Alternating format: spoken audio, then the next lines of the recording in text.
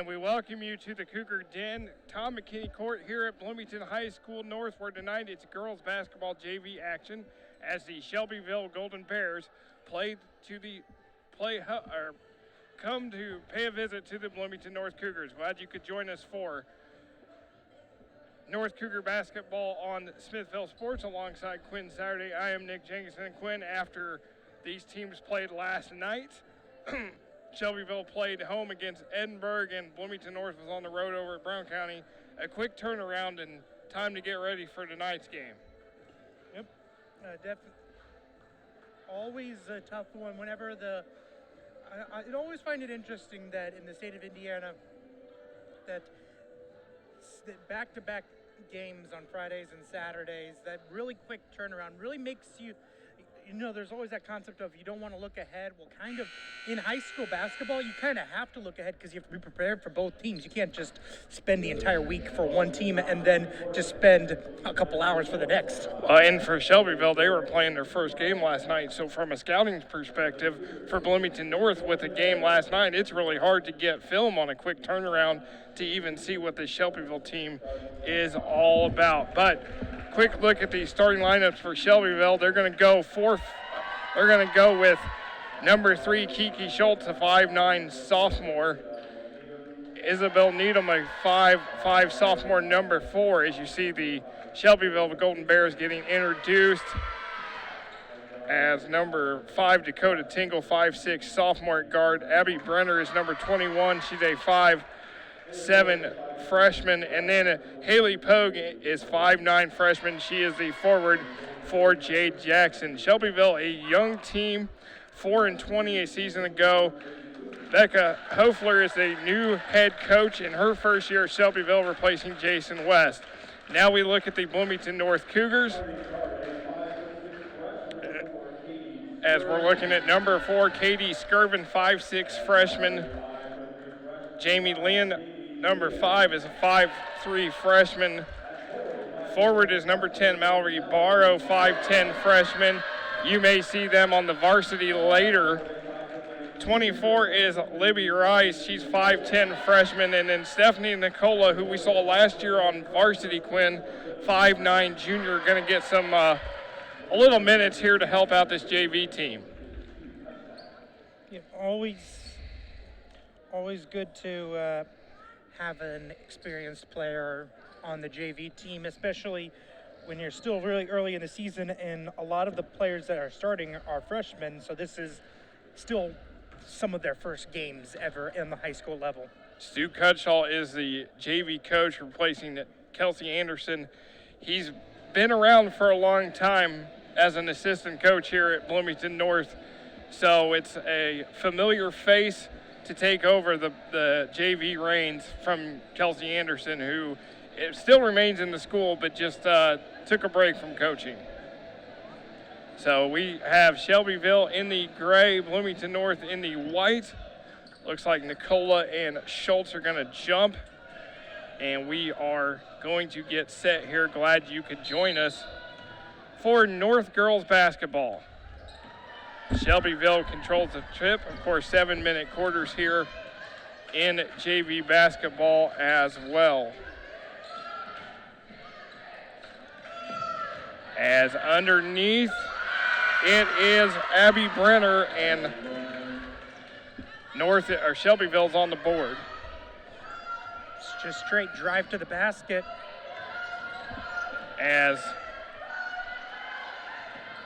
Bloomington North gets the ball inside, Nicola going to drive. Short, rebounded, and it's going to be a foul against the Cougars, and it will go against Nicola. First, the team's first. I did like that as their first offensive possession, to get her the ball in the post. Just wasn't able to get anything from it.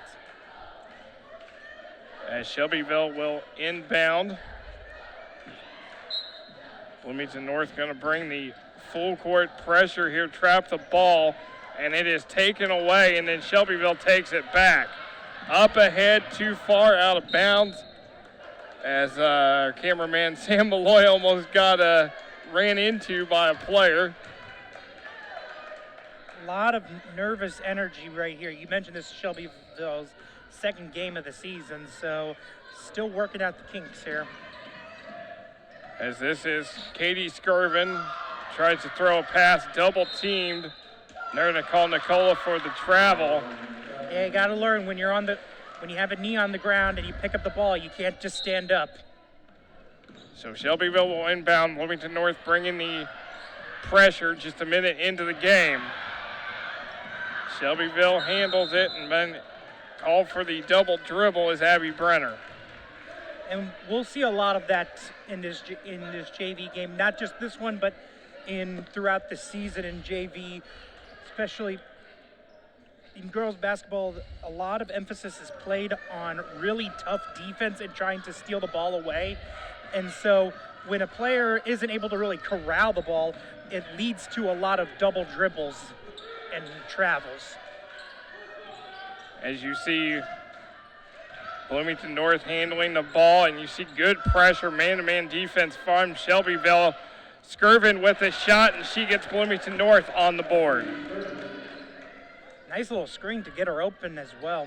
I'm really liking the set plays from the offense of Bloomington North so far. Skirvin, just a freshman, has played in one varsity game, did not score. Jamie Lynn, the other freshman on this varsity team, she's played in all 3 varsity games so far for the Cougars. There's Nicola. Lynn's gonna fire, and it is good. Her first 2 of the game, and North leads. Nice in and out, able to draw them into the post, and then a nice pass to the baseline. And then North is gonna get called for the reach in. That'll be another thing that you'll see a lot because, as I mentioned, the flip side of a lot of turnovers and travels is a lot of reach-ins. Just 2 minutes in, 4-2 Cougars with the lead. 7-minute quarters here in JV. Both teams, excellent pressure so far of the ball. Making it very hard to pass. There's the shot by number 5, Tingle. She misses it. Rebound by Pogue is no good. And here comes Bloomington North. This is Skirvin. Gets it to Lynn. Into Nicola. Back to Skirvin. And she's called for the travel.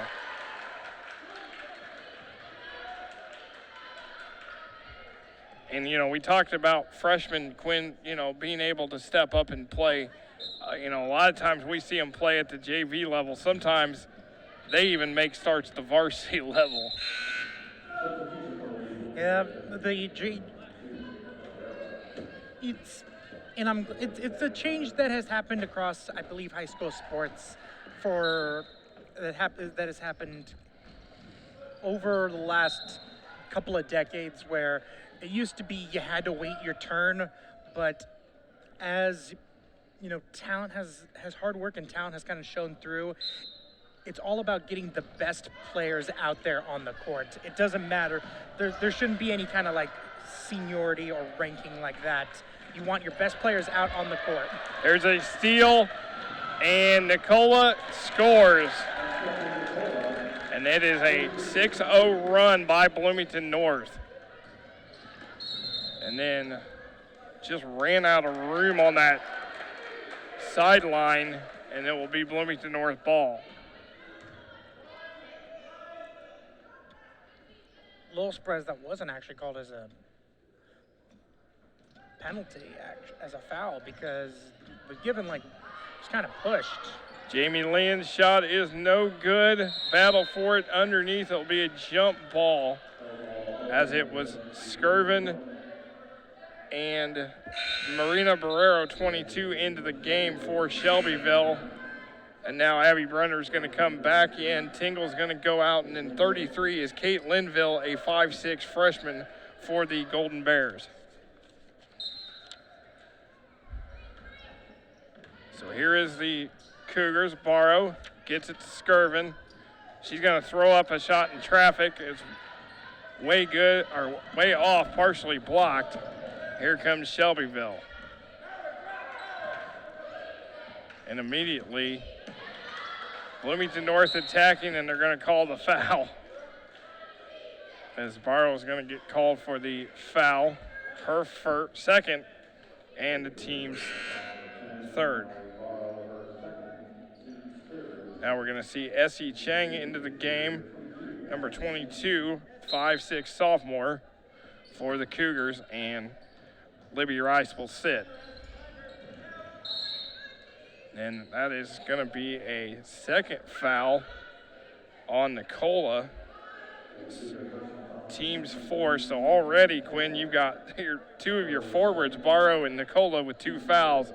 And the big thing is that Bloomington North has committed all the fouls so far in this game. There hasn't been a single one toward Shelbyville, which really shows to the contrasting defensive styles of the team, one being more aggressive than the other. Shelbyville North last touched it out of bounds. Shelbyville ball. Shelbyville team that struggled a season ago, looking to regain their form. A lot of young players on this squad, new coach, probably a new system that they've got to learn from. Inside is Mallory Barrow for her first 2. That was just I've seen swings before from one court to the other, but that was an interesting swing from the inside to the outside, back to the inside, with the entire catching the defense going forward and not getting backwards in time. So Bloomington North comes out aggressive, 8-2 now on an 8-0 run. And there's Barrow setting up, posting off the mark. Nicola with the rebound. She gets fouled, will go to the line. Excellent position underneath by Nicola to get that rebound and get herself to the line. Boxing out is one of those things that seems so easy, but actually takes quite a bit of work to learn. And it's, for Bloomington North, it is really promising to see these young freshmen be able to, or see these young ladies be able to already do an excellent job at it. Nicola hits the first, misses the second, but Bloomington North gets the offensive rebound. Barrow, Leon, again, just Shelbyville all over them defensively. But there's Skirvin, gets around her player and gets her 4th point of the night. 11-2 lead for Bloomington North. Shot is up, takes a couple bounces, no good. Rebound Nicola.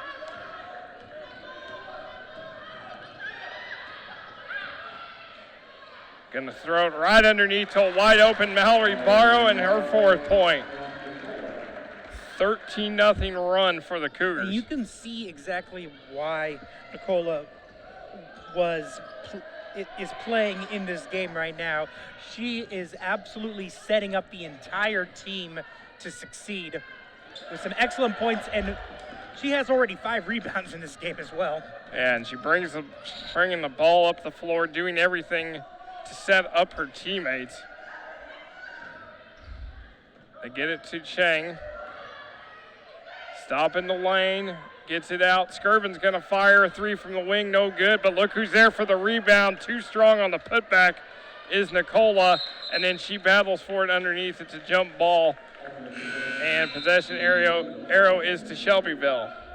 Dakota Tingle will come back in along with Haley Pogue for the Golden Bears. What's going to be very interesting is to see this offense when Nicola has to sit, because she will have to sit a couple quarters to be eligible for varsity. Yes, we always emphasize during JV as there's a timeout by Shelbyville, and it's a 30-second timeout. We always emphasize that in the rules, if you are playing both JV and varsity, you can play up to 5 quarters a night. So that is always an emphasis. Katie Skirvin, Jamie Lynn, Mallory Barrow has not played any varsity yet, are some of the players that, you got to always, it's always that fine line. You have to figure out how you're going to use them, how you're going to quarter them, and how much Coach Tremail says, hey, I need this player for a couple quarters, like Nicola especially. So it's always a strategy, that's for sure. And now Shelbyville gets the ball. Battle for it. It is Shelbyville's ball, and now it's going to be a foul on Nicola, and that's her third. As I'm saying, if I'm gonna make a prediction, I would say that she's probably playing the first and the third quarter. So having 3 fouls probably isn't that too big of a deal. She picks up her fourth one though, then the coach is gonna start getting mad at her. Yeah, and Coach Cutshall just went over the scores table and now realizes she's got 3 fouls all of a sudden. Kind of a bit of a risk reward because you have to get the most out of her because you only have a limited amount of time. And now he's got another issue with Mallory Barrow because he's got 3 fouls on her. But the thing with her is she's not seen any varsity time, so he may keep her. He's probably going to play her 3 or 4 quarters tonight. Now we're going to see Libby Rice come in and Barrow will sit. And I assume she's going to sit for a little bit because of those 3 fouls she's picked up. So under a minute to go, Cougars 13-2 here in this first quarter. That is off the leg of Rice, and it will be Shelbyville ball.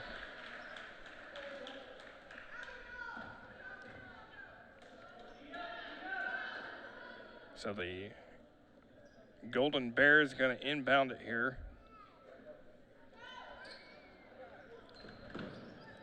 Got to get it across. A lot of pressure from Bloomington North. Jump stop in the lane, and the nice roll for Abby Brenner, and she's got all 4 points for Shelbyville. Nice stop and pop, able to get that friendly roll. As Skirvin, and that will not go for Rice, but she will go to the line as she was fouled.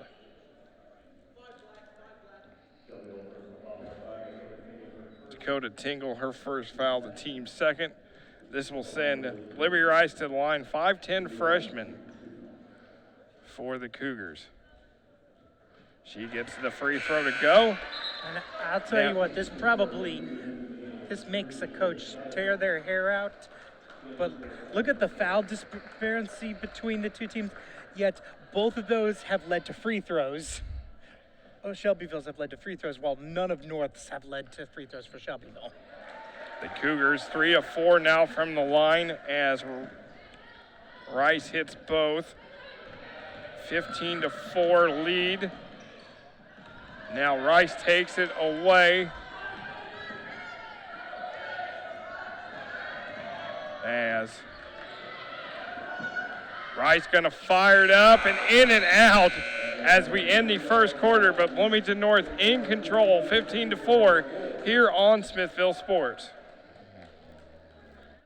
Whether it's countertops, an outdoor kitchen, or a custom shower, Inside Out Kitchen and Bath can make your ideas reality. Based locally in Ellettsville, our staff have over 30 years experience in the business and the dedicated ability to get your job done right. Stop in and see us at 4053 North Centennial Drive in Ellettsville, just opposite Arby's. Visit our website at www.iokb.us or give us a call at 812-803-8005. We'll help you complete your project inside and out. As we welcome you back to Bloomington High School North, Cougars in the lead 15-4. As we start the second quarter of this JV contest. A reminder that varsity will come up 20 minutes after the conclusion of this game Bloomington North looking to rebound from last night's 48-40 loss at Brown County. Shelbyville lost at home to Edinburgh 54-38. Then it's that quick turnaround, as we talked about, on the road tonight for the Golden Bears under new coach Becca Heffler. 0-1 at the school in her first year. As we welcome you back, Jersey Terry Gaddison in the game for Bloomington North, wearing number 22. Also Ava McGuire, number 2, in the game as well for the Cougars. Now Stephanie Nicola is still in the game for Bloomington North, along with number 4, Katie Skirvin, and 24, Libby Rice. The thought process here probably is to try to put the game away here in the first half, probably, and sit her for the second half and have her get ready with the varsity team. Yeah, she was, as of right now, she'd be eligible for 3 quarters in the varsity game. Rice is called for the travel.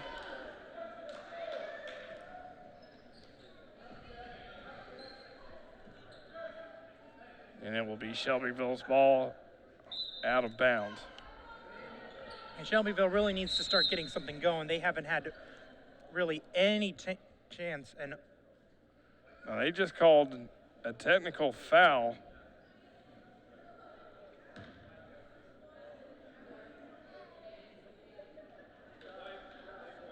Yeah, they just go, yeah. It looks like that's on Libby Rice. Now the officials.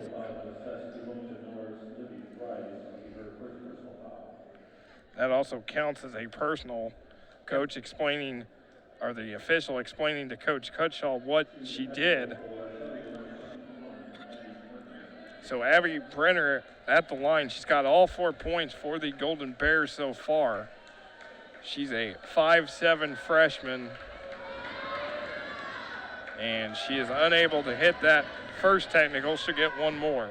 Well, as I was saying, that right now in this quarter, Shelbyville really needs to figure out how to get an offensive game going, because the time of possession numbers, I would bet that Bloomington North probably had it for 3 quarters of that first quarter.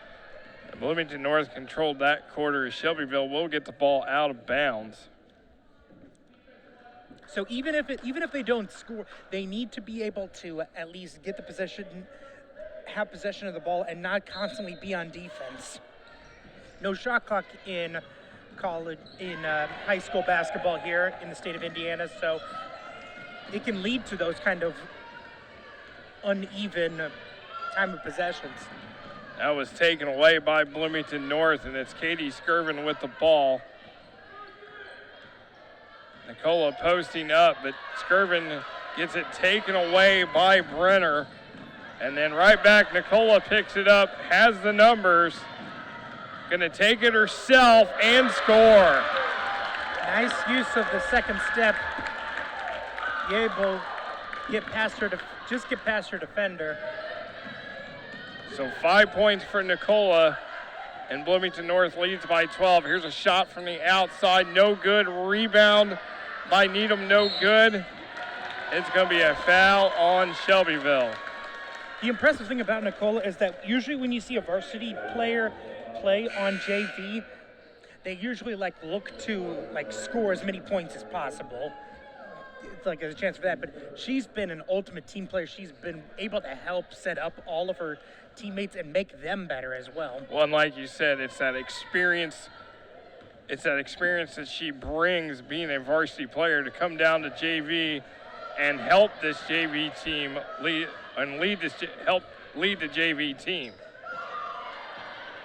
As that's taken away, here's Brenner, gonna stop. Too strong effort, and then it's kind of the Shelbyville players fighting for it, and Skirvin just takes it away, and it will be a foul on the Golden Bears. You had 2 Shelbyville players just kind of taking on, fight for that rebound. Yeah, that's one of those situations where you need to either decide to stop and pop and take a three or go right to the basket, a mid-range jumper like that. And she will learn. She's only a freshman, only in her second game. But that is something that learn is not statistically the best thing to do. As Nicola has it underneath. Going to get it out. Skirvin's going to fire from the wing. It's no good. Underneath, picked up by Schultz for the Golden Bears. Both teams doing an excellent job of pressuring the ball. And they are not giving, either team is getting any good looks. Rice knocks that out of bounds. It'll be Shelbyville ball. 25 is Riley Molden for Shelbyville, 5'6" freshman into the game. Pass underneath.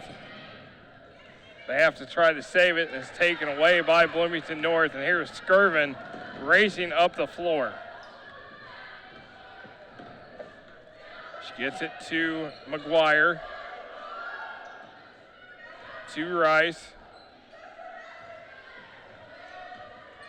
Back to Skirvin. Over to McGuire. Going to get the screen from Rice, but doesn't go the way Rice wants her to go. Gets it to Skirvin. Now they're going to set it back up. This is Jersey Terry Gaddison underneath Nicola, double teamed. Going to just throw it up there and no good. Looked like she tried to draw the foul. Yeah, tried to draw the foul, quadruple teamed. And no call. Shot is up too strong for Tingle, and then Schultz stepped on the line. It'll be Bloomington North ball. 32, Paige Parsons into the game for Shelbyville, 5'7" junior.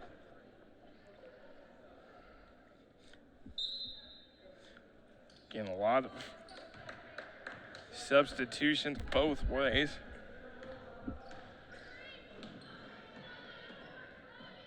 As McGuire with it to Skirvin. Gonna put it up, and it's good for Katie Skirvin. She's got 6.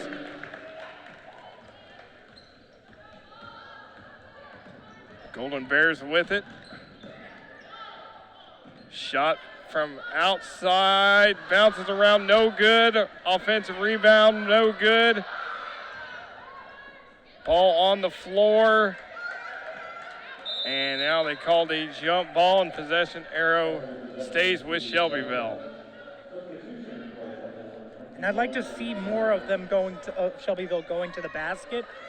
They actually got in the bonus fairly early, but have not really had a chance, have only gone to the line once because of a technical foul. It could really help this offense if they're able to get to the line. Shot no good, and then it's numbers for Jersey Terry Gaddison, and then taken away. Abby Brenner knocks it out of bounds. Great hustle by Brenner to be able to poke that away. And that was one of the mistakes that you always see at any level sometimes. When you got a breakaway, you don't look back. And Jersey Terry Gaddison did not look back, and Brenner just came down and knocked it away from her. S.E. Chang is going to check back in for Bloomington North, and Jersey Terry Gaddison's going to the bench. Nice play from Nicola, inbounds it to and Libby Rice scores off the inbounds. 4 points for Rice, 21-5 lead for Bloomington North. There you go. That's exactly what I was looking for. Going to call the foul on Chang. Like I said, you're in the bonus right now. Go straight to the basket, and that's exactly what Brenner did. First and the team's 8th. So Shelbyville in the 1-1, and it's Brenner at the line. 5 points tonight, 1 of 2 from the foul line. Definitely the leader of this JV squad for Shelbyville, as she misses that one.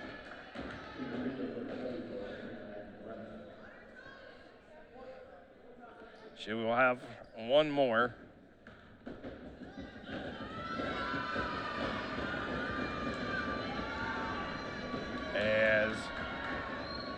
Takes her time, and it's short.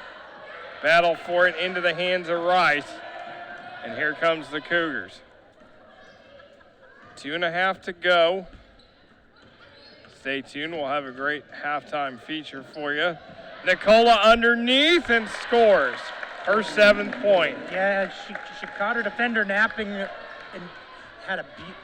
gave her the angle. And immediately Shelbyville turns it over. And Nicola, nice job blocking out her player. Gets it to Rice. Rice going to go to the bucket and score. 20-point lead for Bloomington North. And Nicola just puts her hands up, and it was partially blocked. She'll bring it up the floor. Scott Skirvin. Baseline shot, too strong. Rice, rebound, no good on the putback. There will be a foul called. And that is Nicola, and that is number 4. I guess that's one way to only play one half if she ends up fouling out. Have you ever seen a player foul out in the first half? No, because usually a player. I saw it one time a long time ago when the Hoosiers were playing the Russian national team. There was a dude that fouled out in the first half. I've seen it once. Now, question: since you are a rule aficionado, if she fouls out of this game, does that mean that she can't play in varsity? That's a good question. I've never seen that one. And they're going to call a lane violation. I would assume that unless she, I don't think so, but I don't know. And if she does foul out, that's something to foul out of a JV game in one half. So I would assume that after this, she is going to sit the rest of this game and get ready for varsity, as it's a foul on Shelbyville.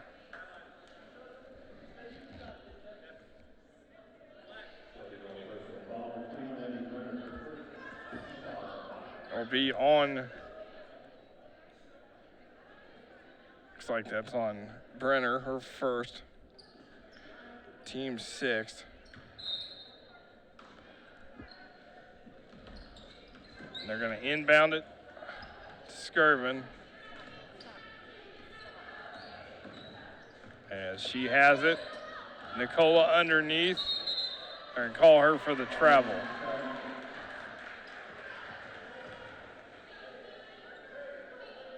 So Shelbyville with the ball, minute 16 to go.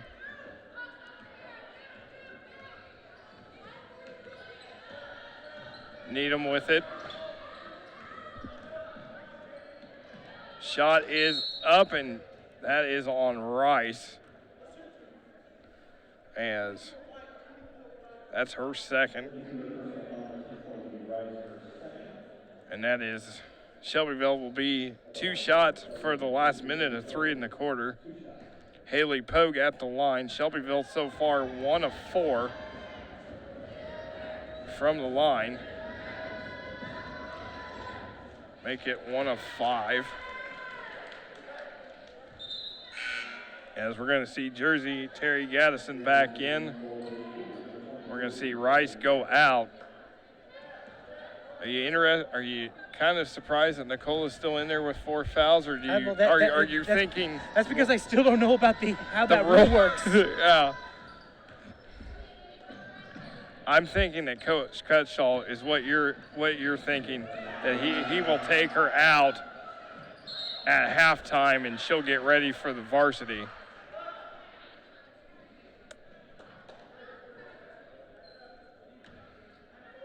So maybe he's saying, okay, I'm going to leave you in, but you cannot foul out. With under a minute to go. Shot is up, no good. Rebounded by Jersey Terry Gaddison. Then taken away by Shelbyville. Schultz. Shot for Brenner on the way is no good. Underneath. Brenner's going to fire it. It is no good. Another shot for Shelbyville, and then into the hands of Nicola, and there is a foul. Man had so many opportunities as well. Had a couple of good three-pointer looks as well.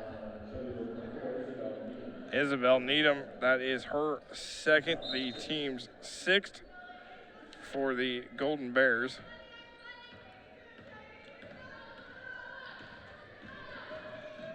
As we're under inside Nicola, she gets fouled and will go to the line. 9 points for Nicola.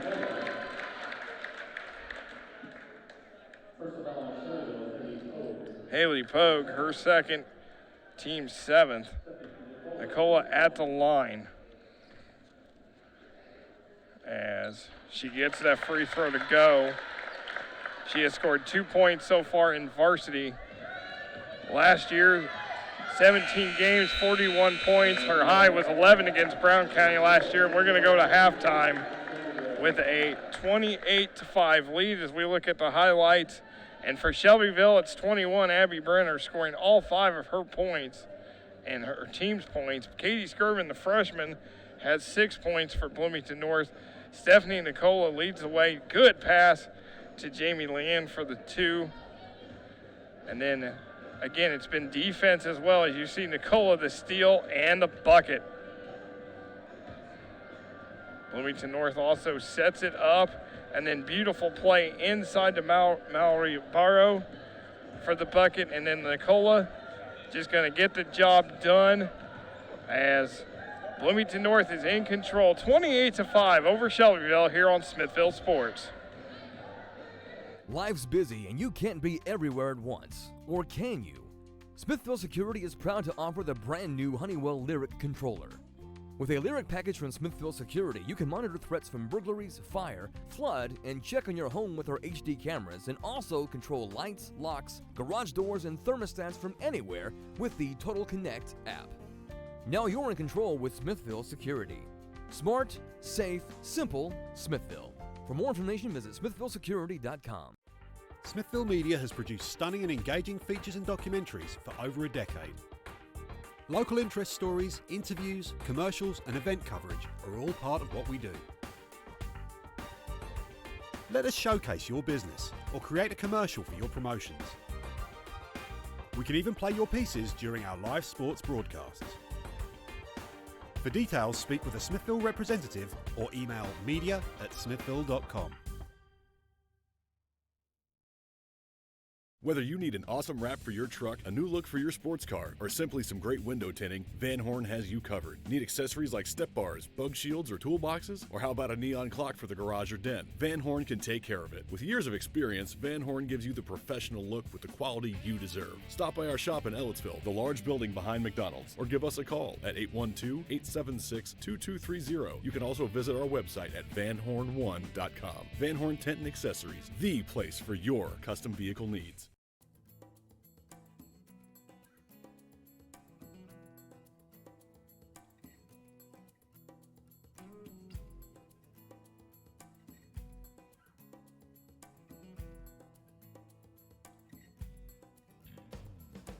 Hi, I'm David Carey. I'm the general manager and lead designer at Inside Out Kitchen and Bath in Bloomington. Inside Out Kitchen and Bath was started in April 2018 when I was introduced to my business partner who had an interesting idea for a cabinet shop in Bloomington that sold barbecue grills. I think the draw to the Bloomington area is this is where I'm from. You know, I grew up in Orange County, moved to Kansas City for several years, which is where I got exposed to the design and the trades, and then moved back to this area. And I just think it's beneficial being a hometown person or being from this area and not going to a larger city like Indianapolis where you just get swallowed up.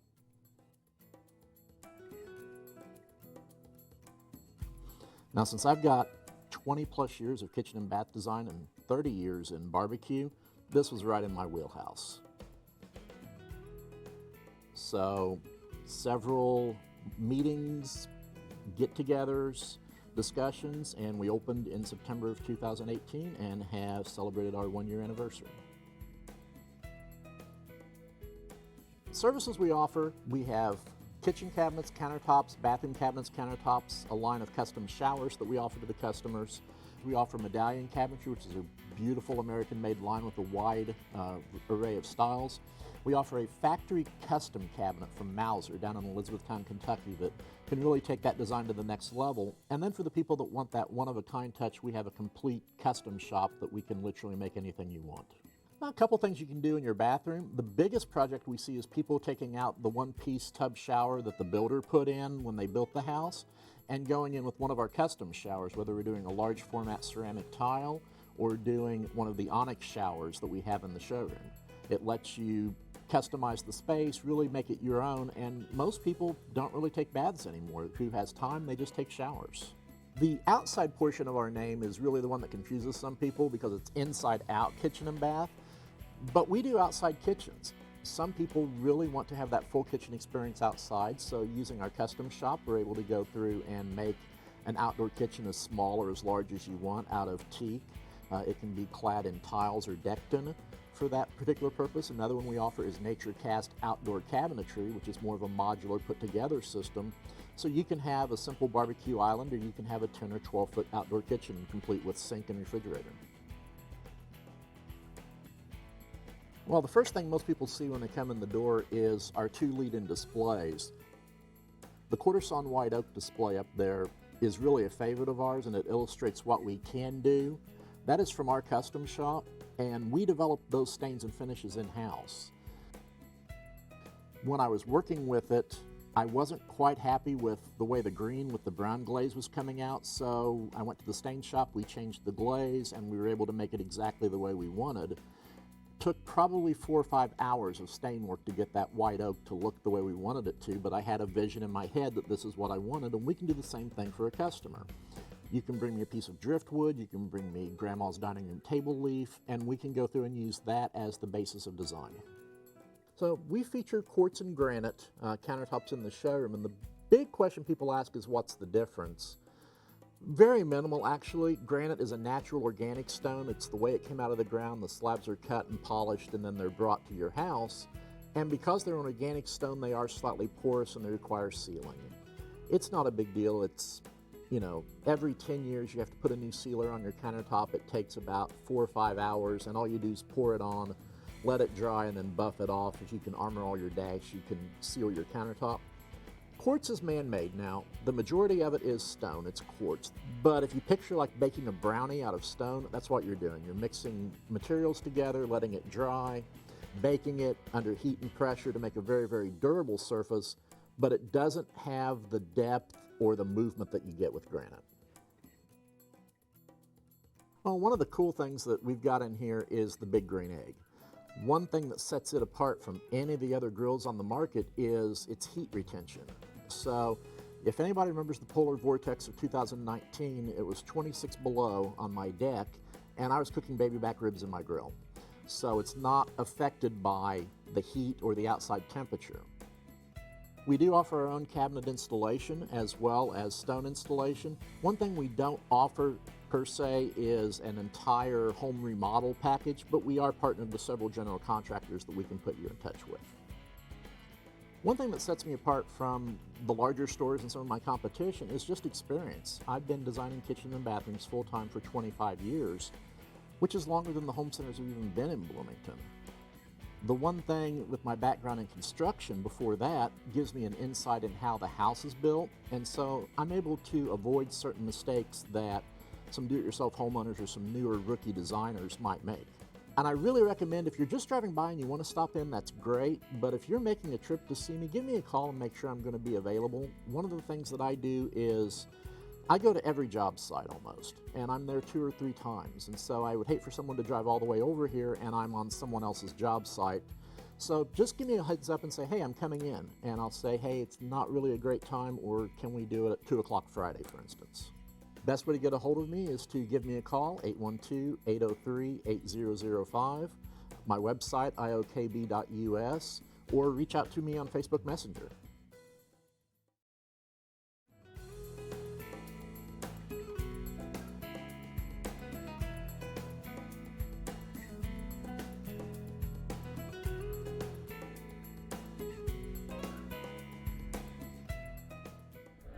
We welcome you back to the Cougar Den, Tom McKinney Court here at Bloomington High School North, as the Bloomington North JVs are in control, 28-5 over Shelbyville, as we get ready for the third quarter. Glad you could join us for North Cougar basketball and Smithville sports alongside Quinn Saturday. I am Nick Jenkinson. Quinn, so far it is all North in this ball game. They led 15-4 after the first quarter, and then they outscored Shelbyville 13-1 in that second quarter. Yeah, the big thing about that is that the entire offense basically went through Abby Brenner and only got 5 points for her. Going to need her teammates to step up. The good news is that Stephanie Nicola, who absolutely dominated that first half, will likely not be playing here in the second half. As I look down, she's not even on the bench. So that would be what I'm telling my team, is that it's a new half. We got to chip away at this large lead. It's not insurmountable. Just got to continue chipping away. Yeah, 28-5 as we look at the first half for Bloomington North. Stephanie Nicola, as you mentioned, Gwen, 10 points. Katie Skirvin, 6 points. Libby Rice, 6 points. Mallory Barrow, 4 points. And Jamie Leon, 2 points. North was 4 of 5 from the foul line. And then for Shelbyville, all Abby Brenner, 5 points. And then 1 for 6 from the foul line for the Golden Bears. So they need to definitely look to pick up the pace, as of course we mentioned Stephanie Nicola, who also sees varsity time, is not on the bench for the second half. She has played 2 quarters tonight in JV. You can play up to 5 if you play JV and varsity, so she will be saved for the potential to play 3 quarters in that varsity game. And they will need her, they'll need her because she's played in all 3 games so far for Bloomington North. But we're underway here in the third quarter, second half, I should say, as Skirvin is called for the travel, as it is McGuire, Skirvin, Barrow, Rice, and Jersey Terry Gaddison on the floor for Bloomington North. Brenner with the put back off the miss. She gets fouled and will go to the line. And that's one thing that they need to take advantage of right away, because Nicola was able to really dominate the boards. And they need to take back position underneath and control the rebounding game. They are the taller team overall, so they need to. With Nicola out, they need to take control of those boards. As Brenner misses a free throw, just saw Stephanie Nicola come back out of the locker room and is sitting behind the team bench, gave her teammates the thumbs up sign, so she was pleased with her first half performance. As Brenner's shot is good, and she has all 6 points for the Golden Bears.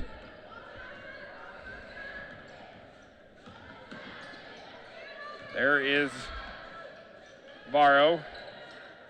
Skirvin, too strong. McGuire, ball is loose on the floor. Jump ball, possession arrow stays with the Golden Bears. Looks like some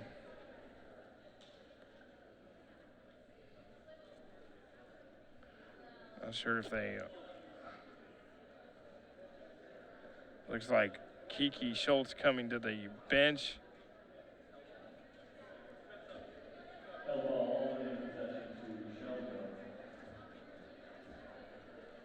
As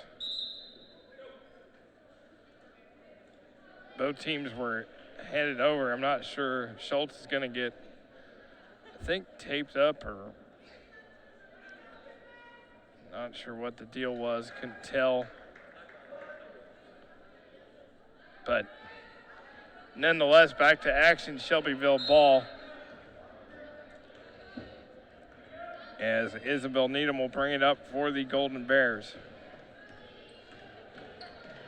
And she just loses the ball out of bounds. It'll be Bloomington North's ball. I thought that might have been off of Bloomington North, like a missed dribble, but looks like I was wrong on that. Approaching 6 minutes to go here in the third quarter. As Varro will give it to Skirvin.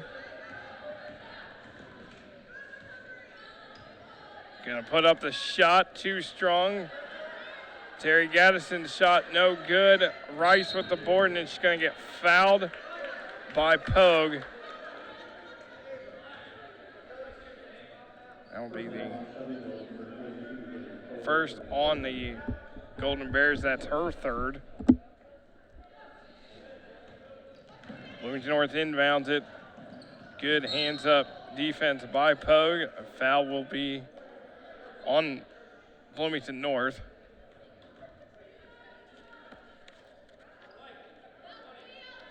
That will be on Jersey Terry Gaddison, her second. Going to be Essie Chang coming back in for the Cougars, and 33, Kate Linville coming in for Shelbyville.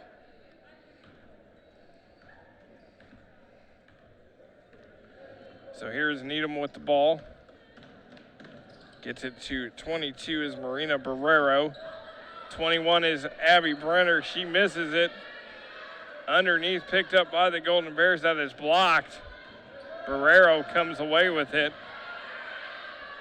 Then good defense by Rice. She's coming the other way. Got to watch the trailer. Puts up the shot and scores. All the credit to Rice just staying with it. I think she got like 3 blocks on that one possession. She's having an excellent game. 8 points for the freshman. And it's jump ball, possession arrow to Bloomington North. So Rice will inbound. The one thing that Stu Cutshall's got to be proud of or pleased with, Quinn, with the freshman that he has in Rice and Barrow, is the size, 5'10". You know, so you got a lot of size to add for the future. You also have a really good point guard in Skirvin. Yeah, Skirvin is 5'6", running the team very well. There's Barrow underneath, turnaround, no good. Chang gets fouled.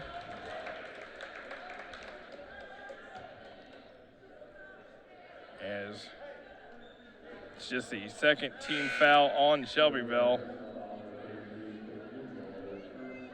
That's going to be on Kate Linville, her first, team second. Schultz is back into the game for the Golden Bears, replacing Tingle. There is Barrow's shot, no good. She can't think about it. She got to get back on defense. Double teamed as Brenner somehow gets that pass away to Schultz, and then she travels.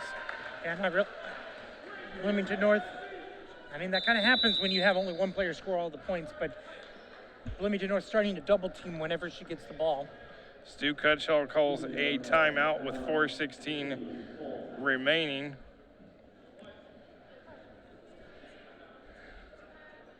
As looking at what Bloomington North's coming up next Tuesday night, they will be at Martinsville. Then next Saturday, Covenant Christian, both on the road. December 3rd, Columbus East. December 6th, Southport here at home. December 10th at Owen Valley. December 12th, Franklin. The December 14th, Floyd Central. The big one before Christmas, December 19th against crosstown rival Bloomington South.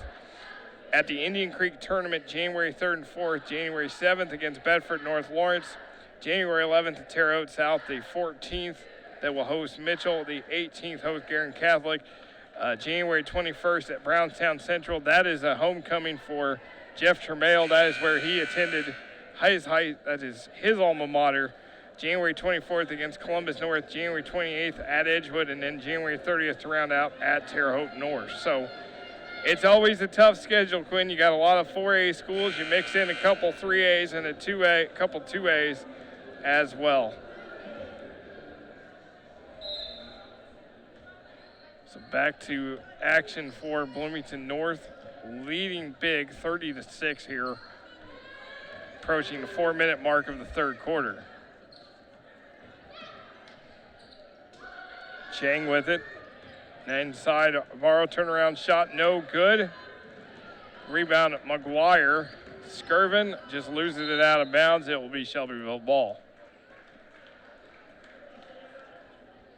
The shots haven't always fallen, but I've been thoroughly impressed throughout the entire game of just the offensive sets that they have been able to run. First, I thought it was maybe because they had a veteran in Nicola leading the way, but this team, even without her, this offense still runs very well.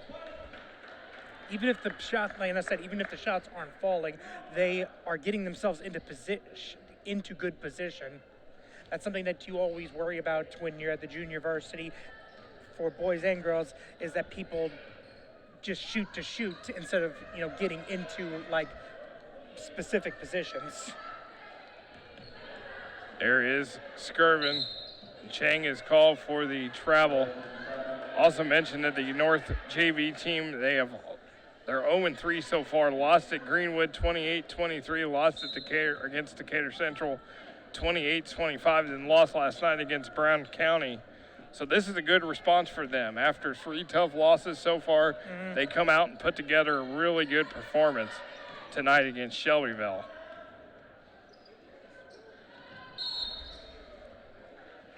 And there is a foul underneath. They're going to call Katie Skirvin with a foul. That's her first, team's third. Riley Malden's going to check back in for Shelbyville wearing 25, and then Jersey Terry Gaddison is going to return for Bloomington North, replacing McGuire.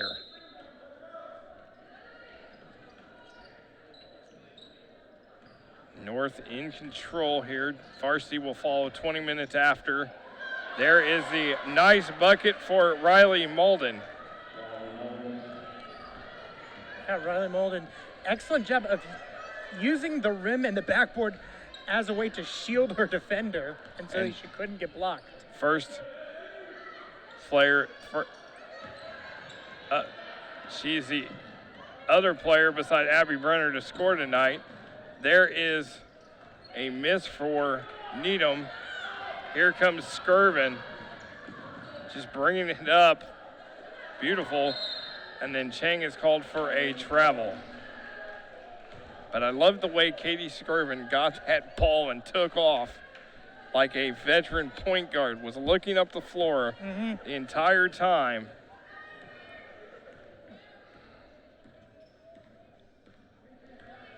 You can already see the seeds of a future varsity rotation with those 3 freshmen. As Kate Linville hits a 3 for Shelbyville, and now other players finally getting on the board for the Golden Bears. And it's because they're double-teaming Brenner that they're able to get those players wide open. So they basically forcing the hand right now of Bloomington North. Nice pass underneath. Barrow turnaround, gets fouled, will go to the line.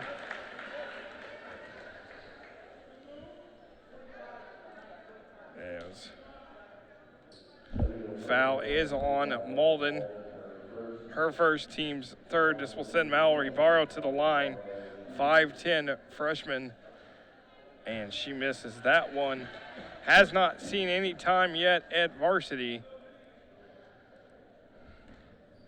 But she's got 4 points here tonight.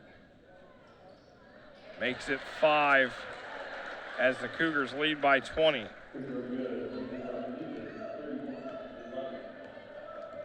Approaching a minute and a half in this third quarter. As ball is loose, and it is Skirvin. She gets it to Rice.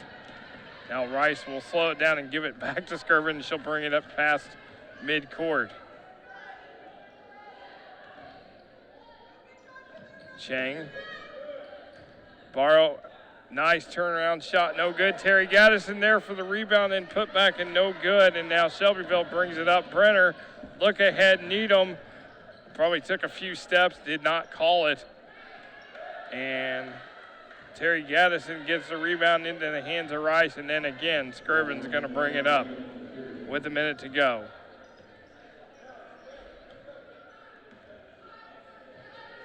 She will take it, gets it to Rice. Shang. Skirvin shot open, off the mark, and Shelbyville with the rebound. Here come the Golden Bears. Shot on the way is no good.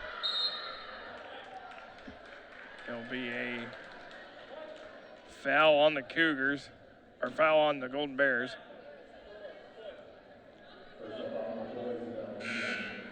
That is the third on Needham. And they're going to put in Haley Pogue back in. Abby Brenner going to go, or it will be Isabel Needham going out. So 30.9 left to go here in the third quarter. Skirvin, Terry Gaddison. Chang's gonna fire it from the wing, off the mark, too strong. Brenner with the rebound, and it's gonna be a foul on the Cougars. They're gonna give it on Jersey Terry Gaddison, her third, team's fourth.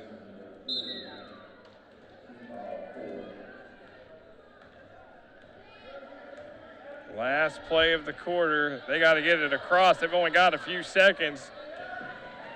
And they're not going to get this one off. And we're going to go the end of the third quarter with Bloomington North in control. 31-11 here on Smithville Sports. You want reliable internet from a company you can trust to be there for you 24/7. Look no further than Smithville. With our local customer service and technical support, you'll be speaking with someone who lives and works in your community. And with Smithville's fibre optic internet, your connection will be fast, reliable and secure. Call us today at 800 742 4084 to experience the Smithville difference yourself. Smithville, the only internet you'll ever need. We welcome you back to the Cougar Den, Tom McKinney Court here at Bloomington High School North. Cougars in control of Shelbyville 31-11 as we start the fourth quarter. Glad you could join us for North Cougar basketball here on Smithville Sports. Alongside Quinn Saturday, I am Nick Jenkinson. And Quinn, Shelbyville actually outscored North in that quarter 6-3 with a 3 from Kate Linville, a 2 from Riley Malden, and then a free throw from Abby Brenner. And we finally got to see a little bit more from the Shelbyville offense. The big problem in the first half for them was that they just didn't have the ball very much. The time of possession, as I said, no shot clock. Time of possession can get skewed quite a bit in high school. And if we had a time of possession stat, I can guarantee you that Bloomington North had it for at least 2/3 of that first half. And they controlled the game for sure. Stephanie Nicola led the way with 10 points. We'll see her in the varsity contest played at the first half. Actually had 4 fouls, which was something that you don't see, you don't see a lot of, which, prompted to wonder that if she had fouled out, would she still be able to play in the JV game? And I saw one of the officials I know. I'll ask him that question the next time I think of it, because that is a curious question.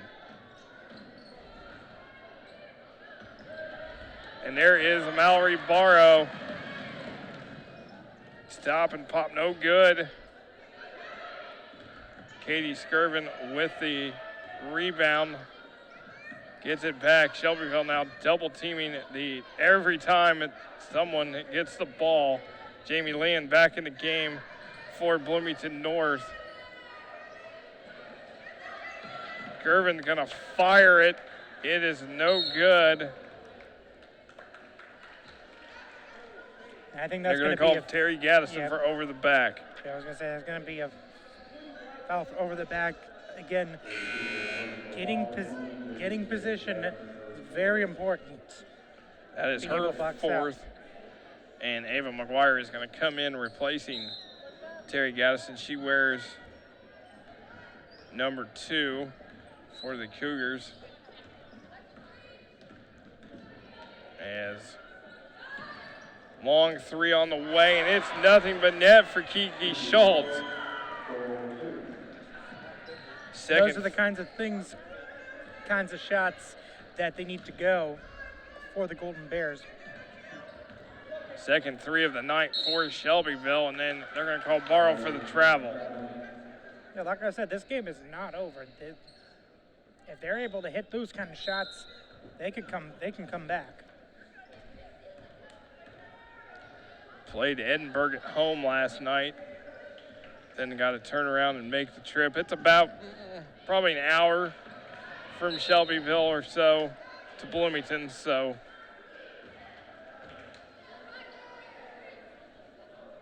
get up and again, that's the one thing we talked about in high school, Quinn.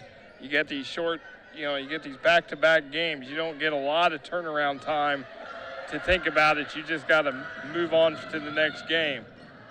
Brenner, they're going to say she stepped out of bounds or fell out of bounds. It'll be North Cougar basketball. You can definitely feel a bit of a momentum shift right now, that it feels like for the first time all game, Shelbyville is the one dictating the pace. And there is the steal for Brenner.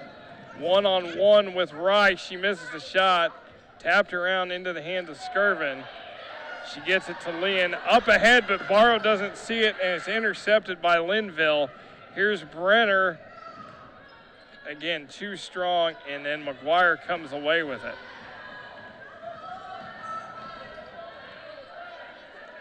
We're going to get it back out to Leon. She's going to set things up. McGuire thought about the shot. Going to work it around Skirvin. Leon's going to fire top of the key 3, too strong. And it's Pogue with the rebound for Shelbyville.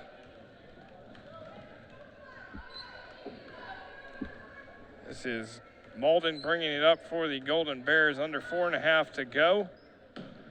Rice thought about the steal, and then I'm not sure if Linville got hit in the face after she shot that.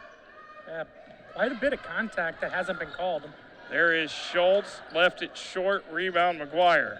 Yeah, that's one of those situations where you're too wide open. You see so much wide open space, and then you kind of lose a little focus because you're like, why am I so wide open? 30-second timeout for Bloomington North. A reminder, next Saturday, November 23rd, our next girls broadcast, it is Sullivan at Edgewood. And please note, it is a varsity-only contest. Sullivan does not have a JV squad this year, so it will be a 6 p.m. start. Edgewood 3-1. Coach Gary Sims returns after 1 season away from coaching. Mustangs are 3-1. They beat South Putnam last night 49-45.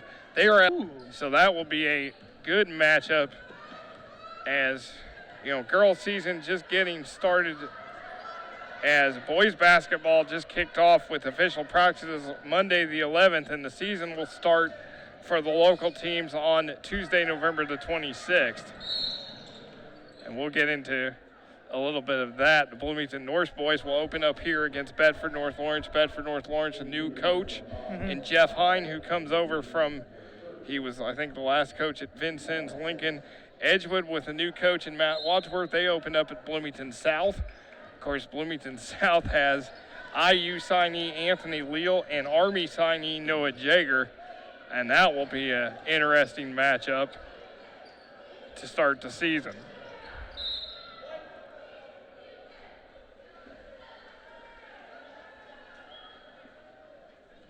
And then one other matchup I wanted to mention that night, Lighthouse Christian Academy, which is just south of Bloomington. They're going to make the long trip to Hartford City to face Luke Brown and Blackford to kick off the season. So how do you like that? That's a trip. I mean, it'll be a nice story to tell that you faced Brown. So that's Because he is definitely something special. He had an amazing season last year. Yeah, an amazing season for Blackford. He's gotten several offers from mid-major Division I schools, including Ball State, and he'll actually be down in the North Davies tournament right before and right after Christmas. So that is definitely one of the I'm looking forward to finally getting to see him play this year. As Linville got her 5th point, it is now 31-16. This is going to be Paige Parsons checking back in for the Golden Bears.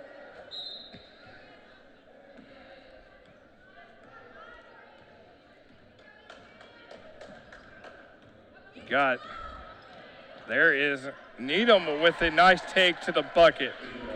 And I'm telling you, Cougars might need to tighten it up a little bit.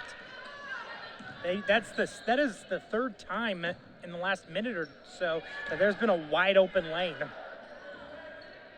And a lot more players beside Abby Brenner getting involved. She only has 1 point in the second half. That was a free throw in the 3rd quarter she made. 4 other players from Shelbyville have scored in this half. As Pogue misses the shot. Needham with the rebound, bounced around, Tingle with the shot, no good. Looks like Rice with the rebound, and now Leon will bring it up for Bloomington North. Barrow gonna stop, pop, too strong. Battle underneath. Gonna call the jump ball. Possession arrow will stay with Bloomington North.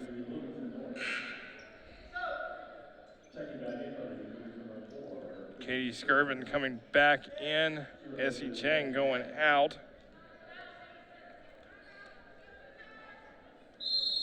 Looks like Shelbyville is going to call a timeout here with 1:54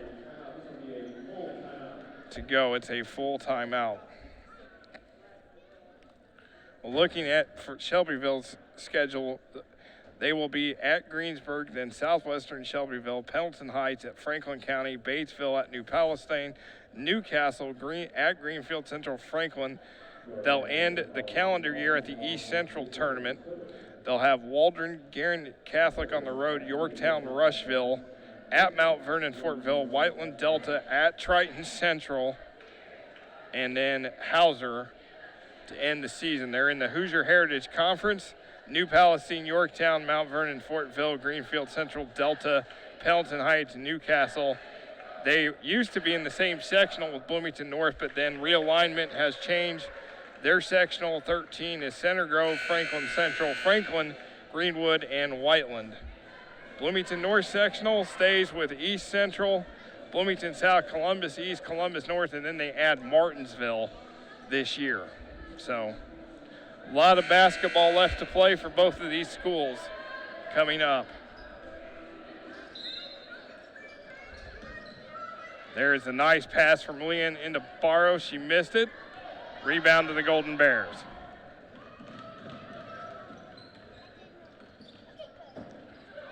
Brenner.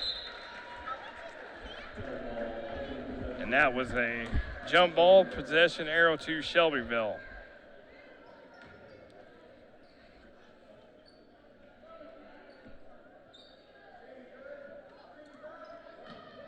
Shelbyville gets it into Parsons, gets it to Needham. As you can see, Bloomington North pressure not letting up. Still ramping up the defensive intensity. Schultz gonna throw up a one-hander, no good. Rice with the board, and Leon's gonna bring it up. Skirvin wide open, got it. That is very huge for Bloomington North. I believe that is their first bucket of this quarter. Yes, it is. Ends a 5-0 run by Shelbyville. As we're under a minute to go here in the JV game. Shelbyville going to call a 30-second timeout. Yeah, in a way, that bucket was the nail in the coffin. 15 points in 52 seconds. I'm not saying it's impossible, but it's not probable. As you look at the Shelbyville bench, Jade Jackson, the coach. But Bloomington North going to come away with their first JV win after, of course, a tough night against Brown County last night. And Stu Cutshall's got to be pleased with the response his team has shown tonight.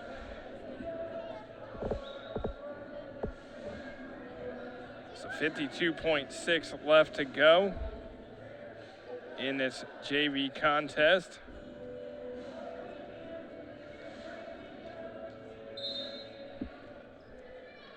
And there is Haley Pogue, Abby Brenner. Isabel Needham going to shoot, no good. Kiki Schultz with the rebound, and she is fouled by Skirvin. And that puts the Golden Bears in the bonus for the rest of the game. Second on Skirvin, the 7th on the Cougars. Kiki Schultz at the line for Shelbyville. That is way off.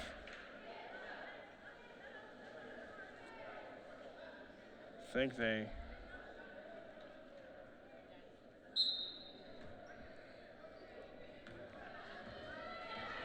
As we're approaching 30 seconds to go, Cougars going to be victorious here, 33-18. Lead, Skirvin makes it 35. And she's in double figures with 10. You can already see with that jump shot, if she works on a range a little bit, she could be a really good three-point shooter. There is Haley Pogue, gets in the scorebook. Lead is 15. As Bloomington North's going to just dribble this one out. And they are going to win this JV game 35-20. So the first win of the season for Stu Cutshall and the JV team. A good performance tonight as we look at the highlights, and it starts with the defense of Libby Rice and takes it coast to coast. And then good job by Shelbyville and the nice reverse layup for Riley Malden. And then outside shooting, Shelbyville hits it from the outside with Kate Linville, 1 of 2 threes tonight for the Golden Bears. Here's the other one from Kiki Schultz, top of the key.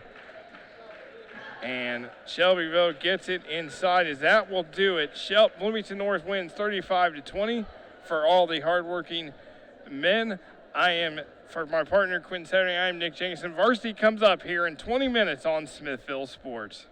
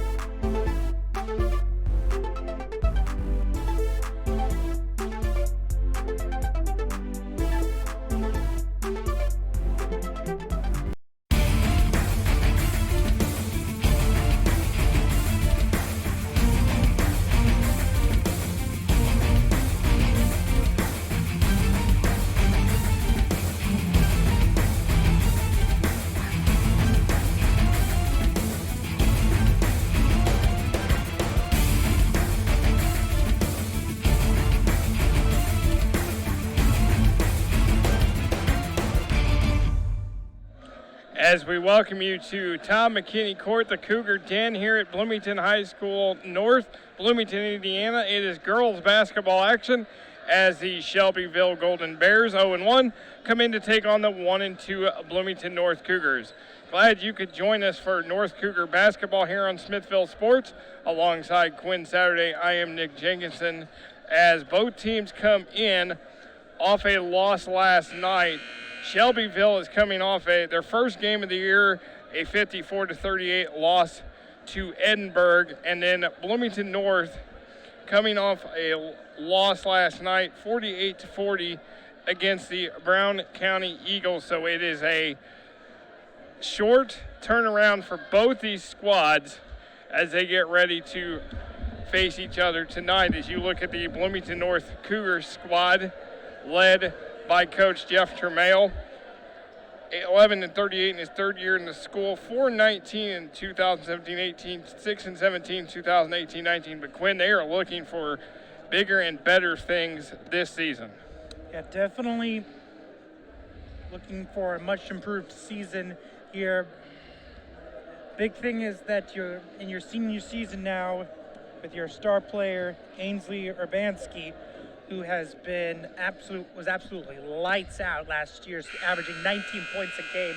Off to a pretty strong start so far here, averaging close to 17 right now. And has tied her career high in the season opener with 31 against Greenwood. She's had 17 last night against Brown County, looking for the strong start again tonight as we are getting ready for the national anthem here. And then it will be time for the starting lineups.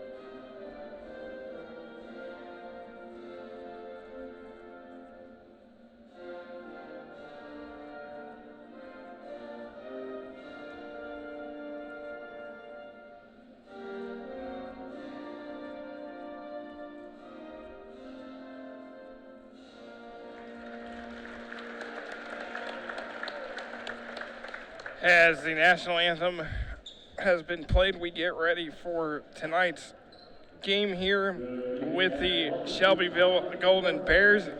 And they will start with Holly Hickman at one forward, number 35'9" junior. Madison Bassett, 5'10" sophomore, wears number 34. Kylie Edwards, 5'7" freshman, number 4. As she gets introduced, 5'4" junior is number 10, Megan Eads. Jaden Tackett is the other guard at 5'6", sophomore. And then, of course, we mentioned Hickman and Bassett at the forwards. Becca Heffler, the first-year coach. First game last night, 54-38 loss to Edinburgh last year. Shelbyville 4-20, averaged 41.9 points a game, 61.5 defensive average. Lost to Columbus North 61-45 in the sectional, third straight losing season. Hasn't won a sectional game since 2011. For Bloomington North, they're going to start at one forward. Casey Thomas, 5'10" junior, transferred over from Bloomington South this season. Nadia Trent number 21, 5'10 seniors. You see Bentley Grooms get introduced, 5'5 senior. And then Ainsley Urbanski, the 5'9 senior, leads the way for this Cougar squad. Also, Aaron Lillis, 5'8 senior for Bloomington North, and then Casey Thomas and Nadia Trentford, Jeff Tremail. And Quinn, you mentioned in between games, you talked about it seems like Ainsley Urbanski's been here forever. It's just we've seen them play now for 4 straight years. Same with Aaron Lillis and Bentley Grooms.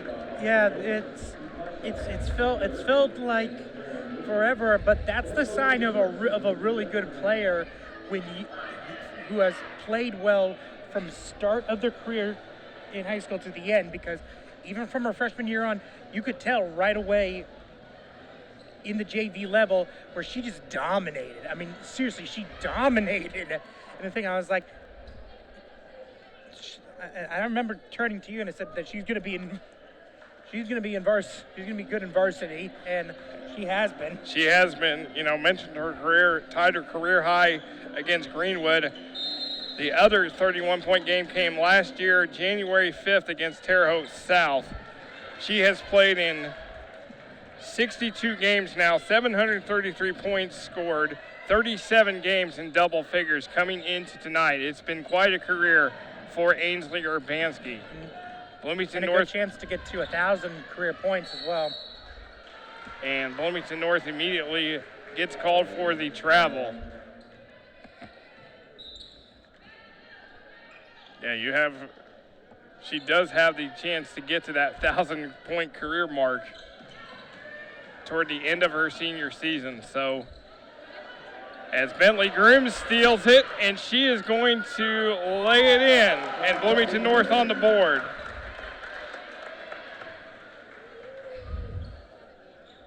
And as you see, just like the JV game, Bloomington North comes out and pressures full court.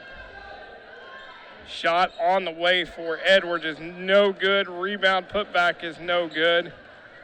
And Casey Thomas going to control it for Bloomington North. This is Lillis to Grooms. Trent back to Lillis, wide open. Can't get it to go. Edwards with the long rebound. Shelbyville in the black.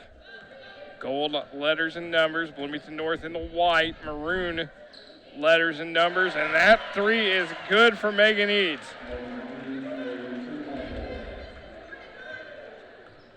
3-2 Shelbyville leads. 2 teams since 2004. North led the series 5-3 and has won 3 straight in this series. They have played every season since 2015.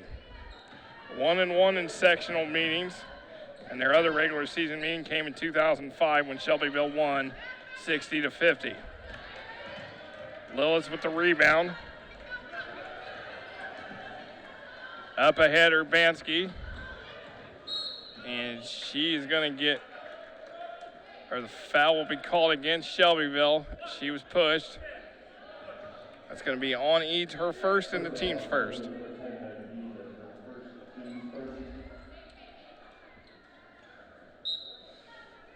Lillis to inbound to Urbanski. And trying to get a hand on the ball and can't, as Bassett comes away with it for Shelbyville. Yeah, but excellent job, even though she lost the ball immediately, to get back into defensive stance.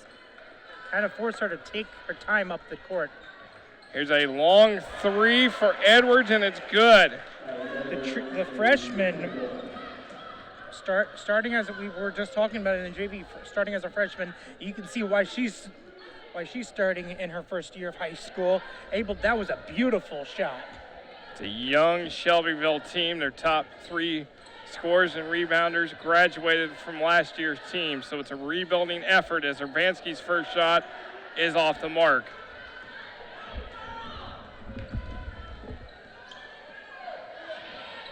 Shelbyville passing it around. Edwards going to fire it again. Oh, and it rims in and out. Yeah, she was cheated on that one. halfway down and came out. As Tim Brando always says, the iron unkind. Aaron Lillis, though, comes back and hits a three. Great response. That's what you see. That's what you like to see from your seniors. Be able to just come in right there. 6 straight points scored, back-to-back threes by the Golden Bears. Immediately cue the response. And that's the third three of the season for Lillis. 11-3 of the season for the Cougars on the season. This is Edwards. Taken away by Grooms, but they're going to call a foul.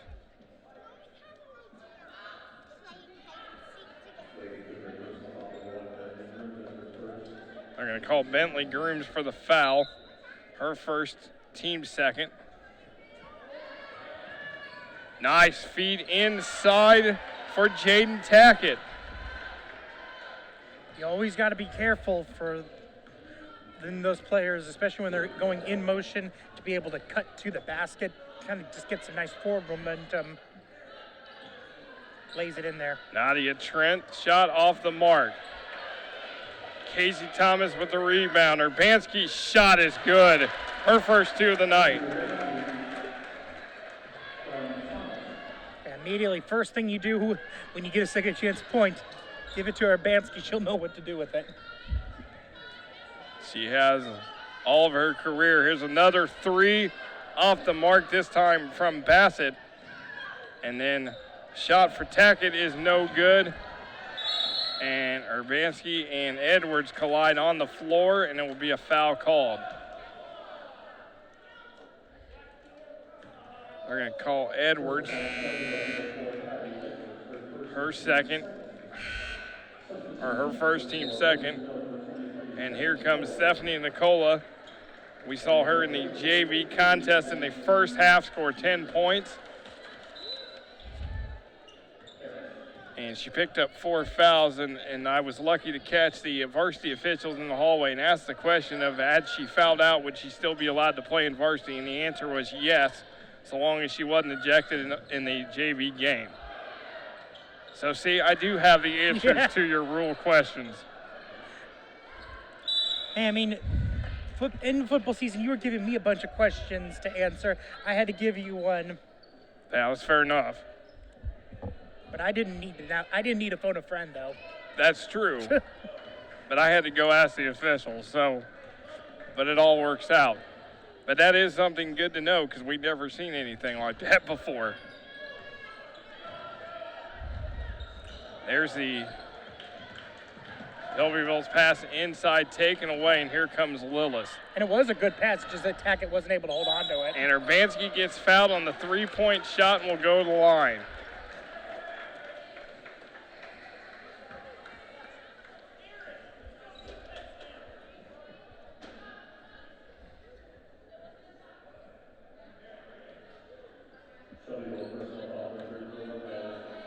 They're going to call Madison Bassett with the foul. I guess they're going to say she wasn't in the act of shooting, so they'll just get the ball out of bounds.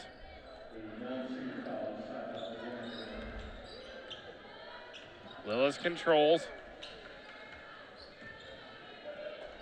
Urbanski. Lillis. Nice pass to Thomas. Jumper in the lane is good for Casey Thomas. Beautiful job. Lillis able to kind of cut under, able to drive underneath, and then Thomas, excellent job just cutting. As the shot off the mark, here is Urbanski with the ball. Gonna take it in herself and miss it. Trent with the rebound and put back.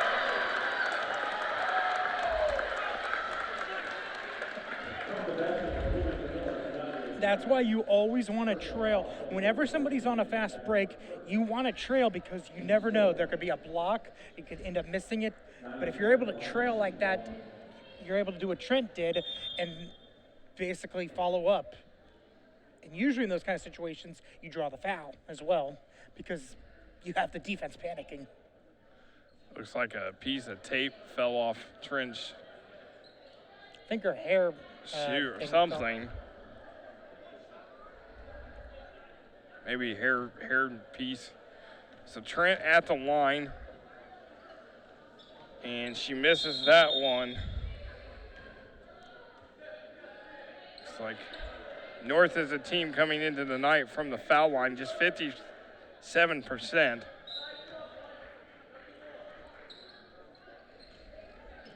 Shelbyville gets the ball out of bounds.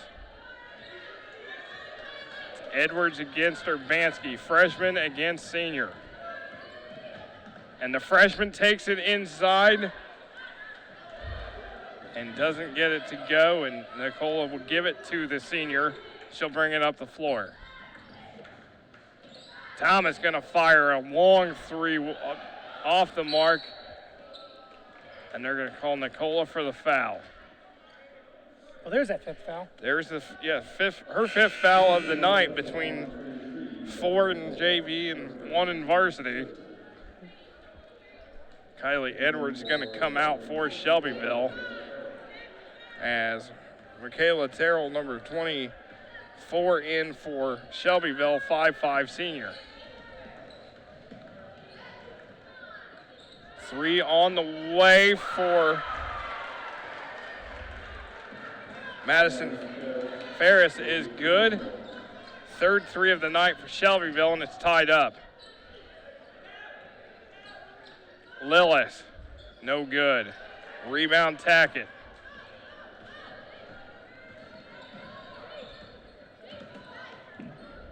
A lot of contact, no call. As we are under a minute to go here in the first quarter, there is a shot off the mark, a lot of contact, bodies fly everywhere, and a player is down.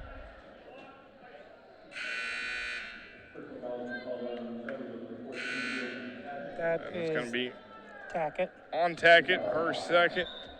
Team's 5th. Elise Goad, number 12, checks in for Bloomington North. Kylie Edwards is going to come in, and Tackett will go out.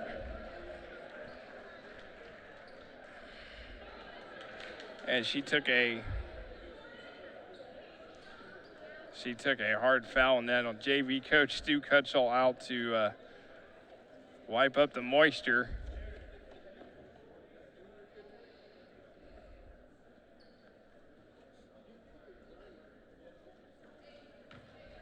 So these, of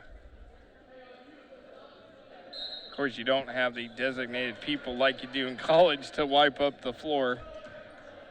So the coaches have to do it. Lillis with the ball. Urbanski. That is knocked off Shelbyville. Bloomington North ball.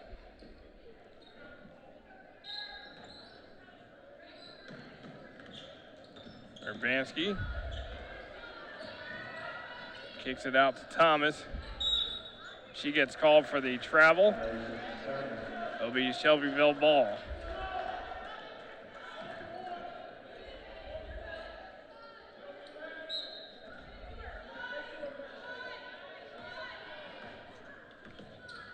About 30 seconds to go here in quarter number 1, tied at 11. Deflected. Urbanski's gonna chase it down. Saves it, gives it to Thomas, and then there's going to be a foul before the shot.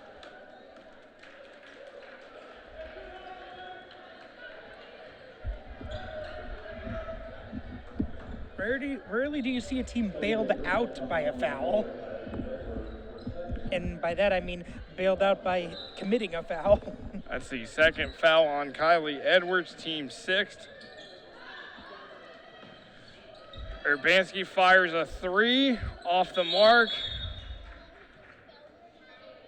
We're going to say it went over the backboard. Went over the backboard, so that's Shelbyville ball.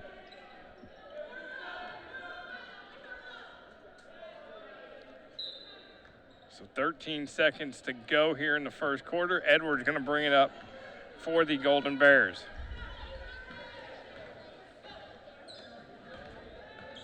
Spin move, shot fake, puts it up off the mark. And North will not get off a shot. And that will be the end of the first quarter as Shelbyville and Bloomington North tied at 11 here on Smithville Sports.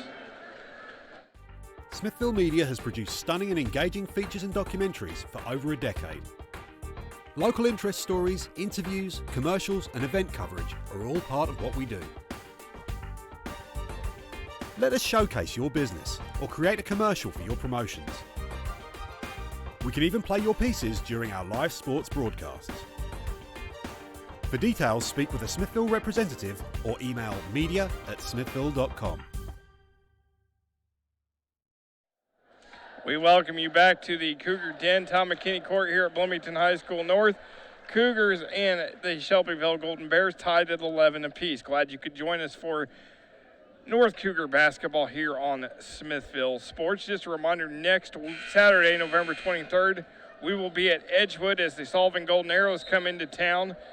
Please note that is a varsity-only game, and it will start at 6 o'clock. So Sullivan does not have a JV team this season, so it's just a one game, no JV next week. And unfortunately, Quinn, we're starting to kind of see this trend where even bigger schools like a West Vigo, a Sullivan, are unable to field a JV team.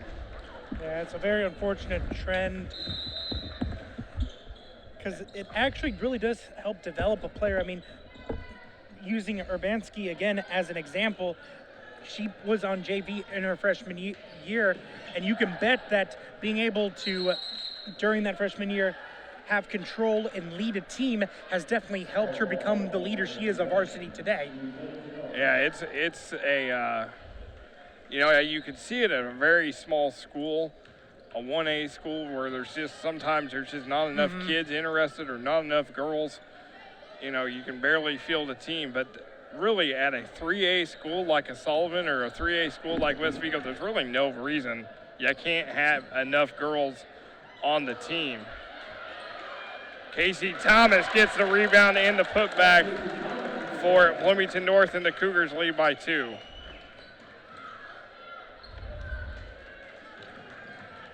But there is Kylie Edwards guarded by Lillis. Step back shot, no good, and Urbanski with the rebound. She will bring it up. Pass intended to Grooms, taken away by Edwards. There's Edwards, and a nice move by Edwards to the basket, and she'll get to go to the line. Awesome move, able to keep the ball away, and just a kind of beautiful bit of a finger roll there. And as I said, I mentioned this during the JV game, to have your best players play, and you can definitely tell she is extremely talented freshman. And we've already seen it a couple times where Urbanski and Edwards have gone mano-a-mano. I definitely see that. That's definitely the matchup to watch here as this game goes along. Edwards hits the first free throw of the night for Shelbyville, and Shelbyville leads by 1. Edwards with 6 points. And then Thomas called for travel.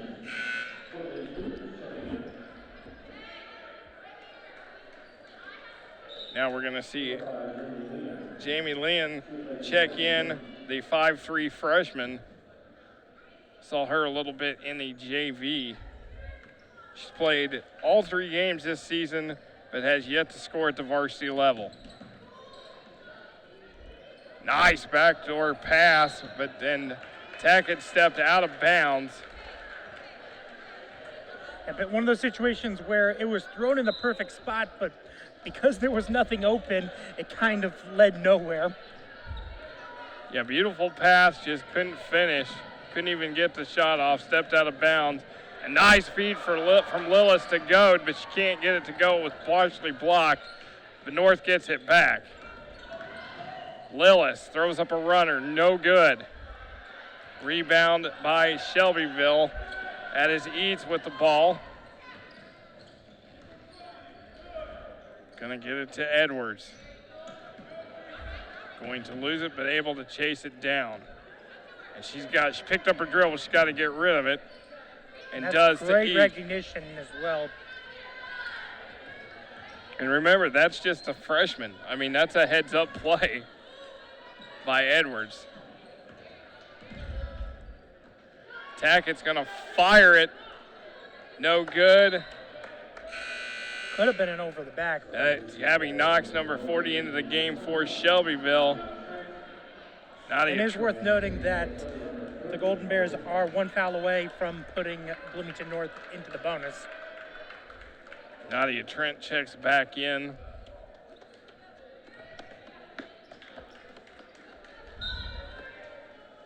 As Bloomington North will bring it up. But one thing I've seen so far with Shelbyville is they're not afraid of North. They're going right at them.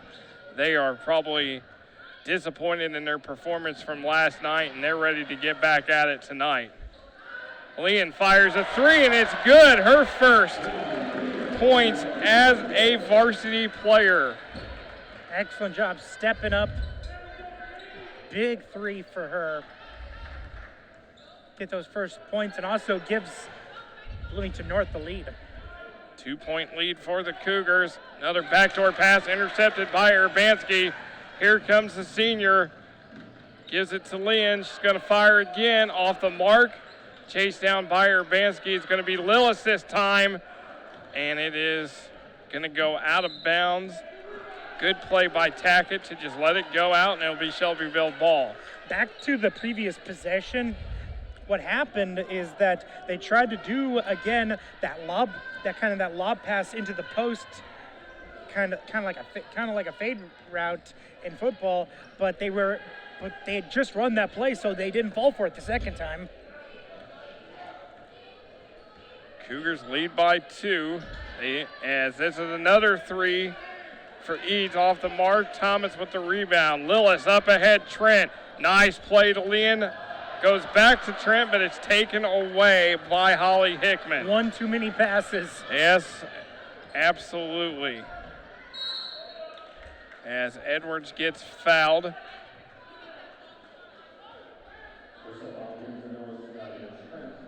That is the first on Trent.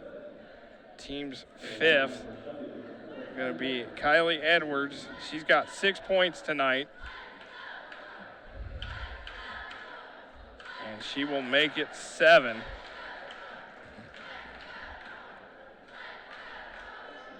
The lone freshman on this varsity squad, and she starts. So the future bright for her. And she's ties this game up at 16. Lillis to Urbanski. It's going to be a foul on Shelbyville. And that's going to put him in the bonus. And that's going to put North in the bonus.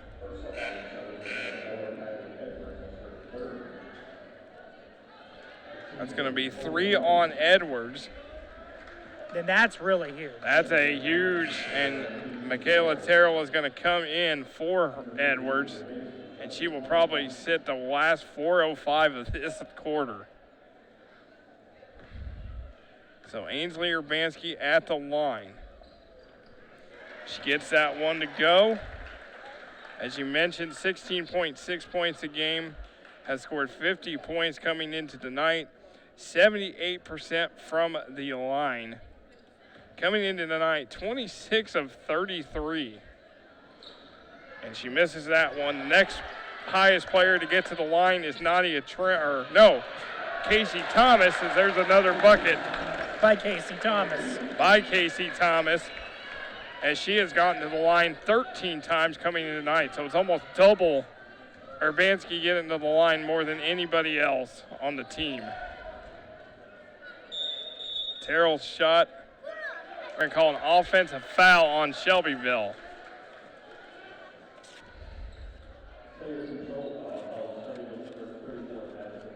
We're going to call Madison Bassett for the player control foul. That's the 18th foul on Shelbyville. Cougars up by 3, approaching 3.5 to go. Stay tuned. We'll have a halftime feature for you. Urbanski wide open 3, way off the mark. And it is going to be a jump ball possession arrow to Shelbyville.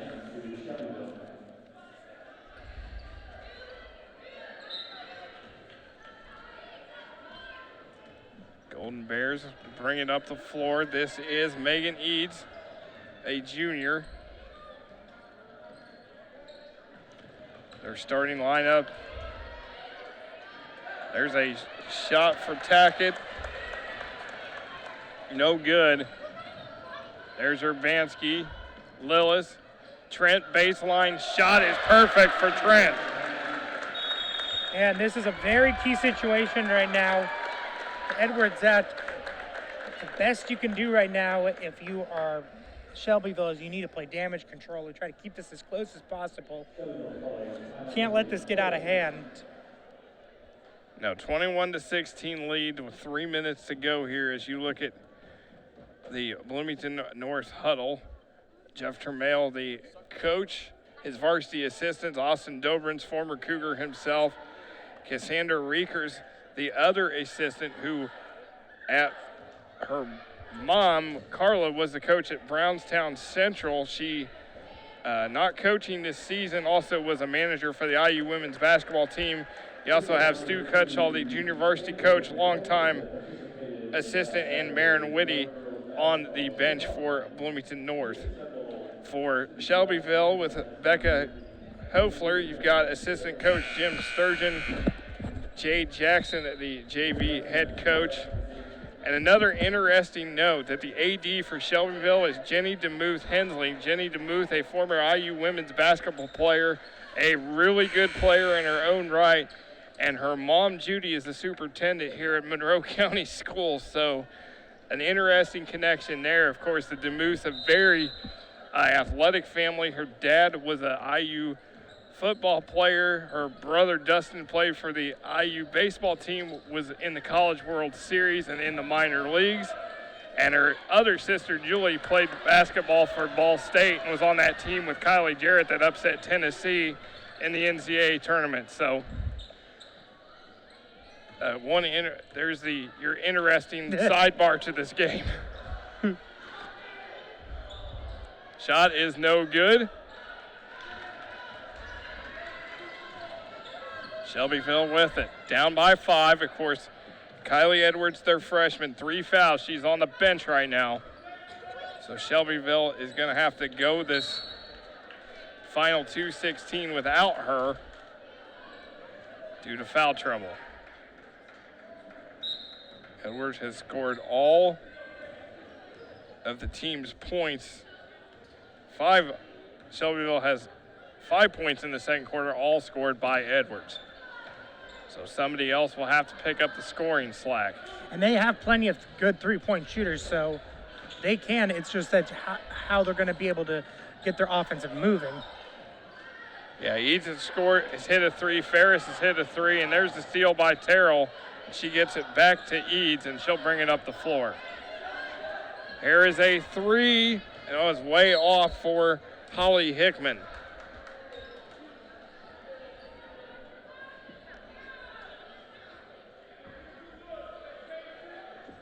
(21-16) here. Bloomington North on top. Cougars' one win comes over Greenwood in the season opener. Losses to Decatur Central and Brown County.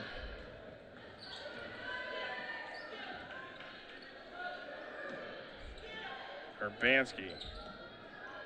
She's got 3 points so far. Trent, you got Urbanski open, but they're not going to see her. That's Shelbyville just great takes defense it away. to be able to kind of shield her. You know, you can have a person wide open, but if there's like a sea of bodies, can't really get it past it. Bloomington North knocks it away, and now Casey Thomas just got to chase it down. And no call. They're going to call the jump ball. Grooms and Goat are going to come in for Bloomington North. Trent and Leanne are going to come out for the Cougars.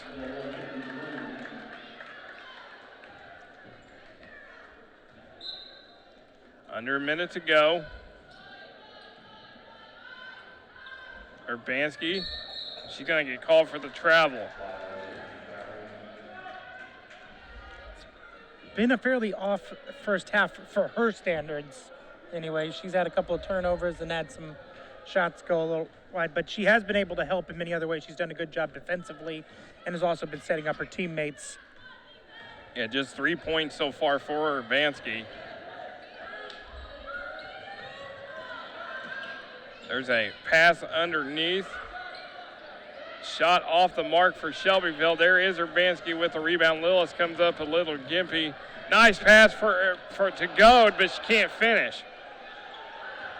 I'll tell you what, Megan Eads has also been a force for Shelbyville defensively, getting a couple boards. Absolutely. Now Shelbyville going to slow it down here with about 10 seconds to go. Hickman going to fire a three. It's off the mark. Tackett and Lillis battling for it.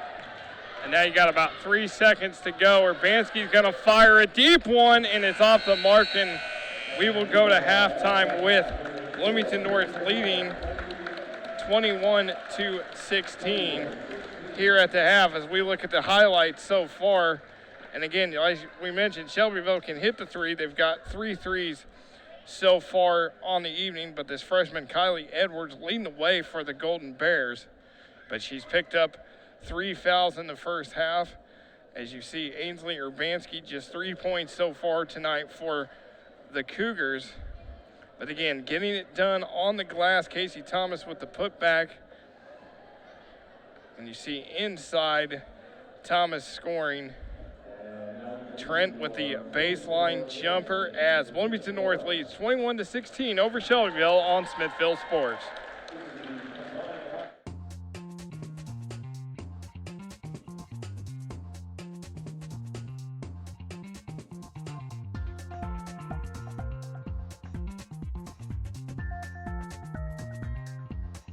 My name is Pat East. I'm the Executive Director of the Mill. I've been here for about 2 years now, a year since we opened the Mill and a year before that, getting the project up and running.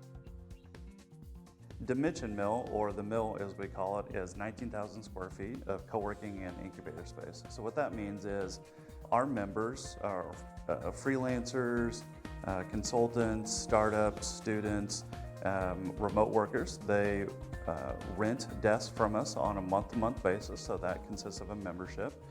They get access to internet, to conference rooms, to call rooms. They get access to our classroom, our podcasting studio, our kitchenette. And so it's a really quick and easy way for somebody to have an office space without having to do all the work associated with an office. In addition to that, we have 10 private offices that are all occupied by startups. And so these folks are growing their companies. They're anywhere from kind of 1 employee all the way up to maybe 10 employees.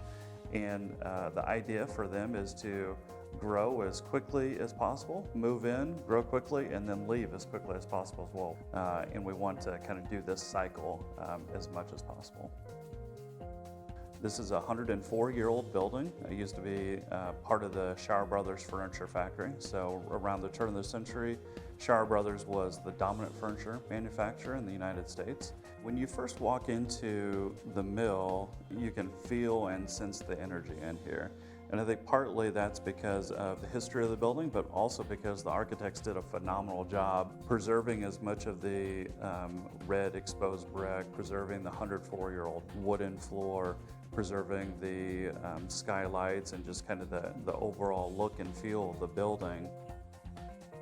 When somebody signs up to be a member at the Mill, they get access to all of our amenities here. We have primary internet from Smithville. It's a gig up, gig down. It's dedicated fiber.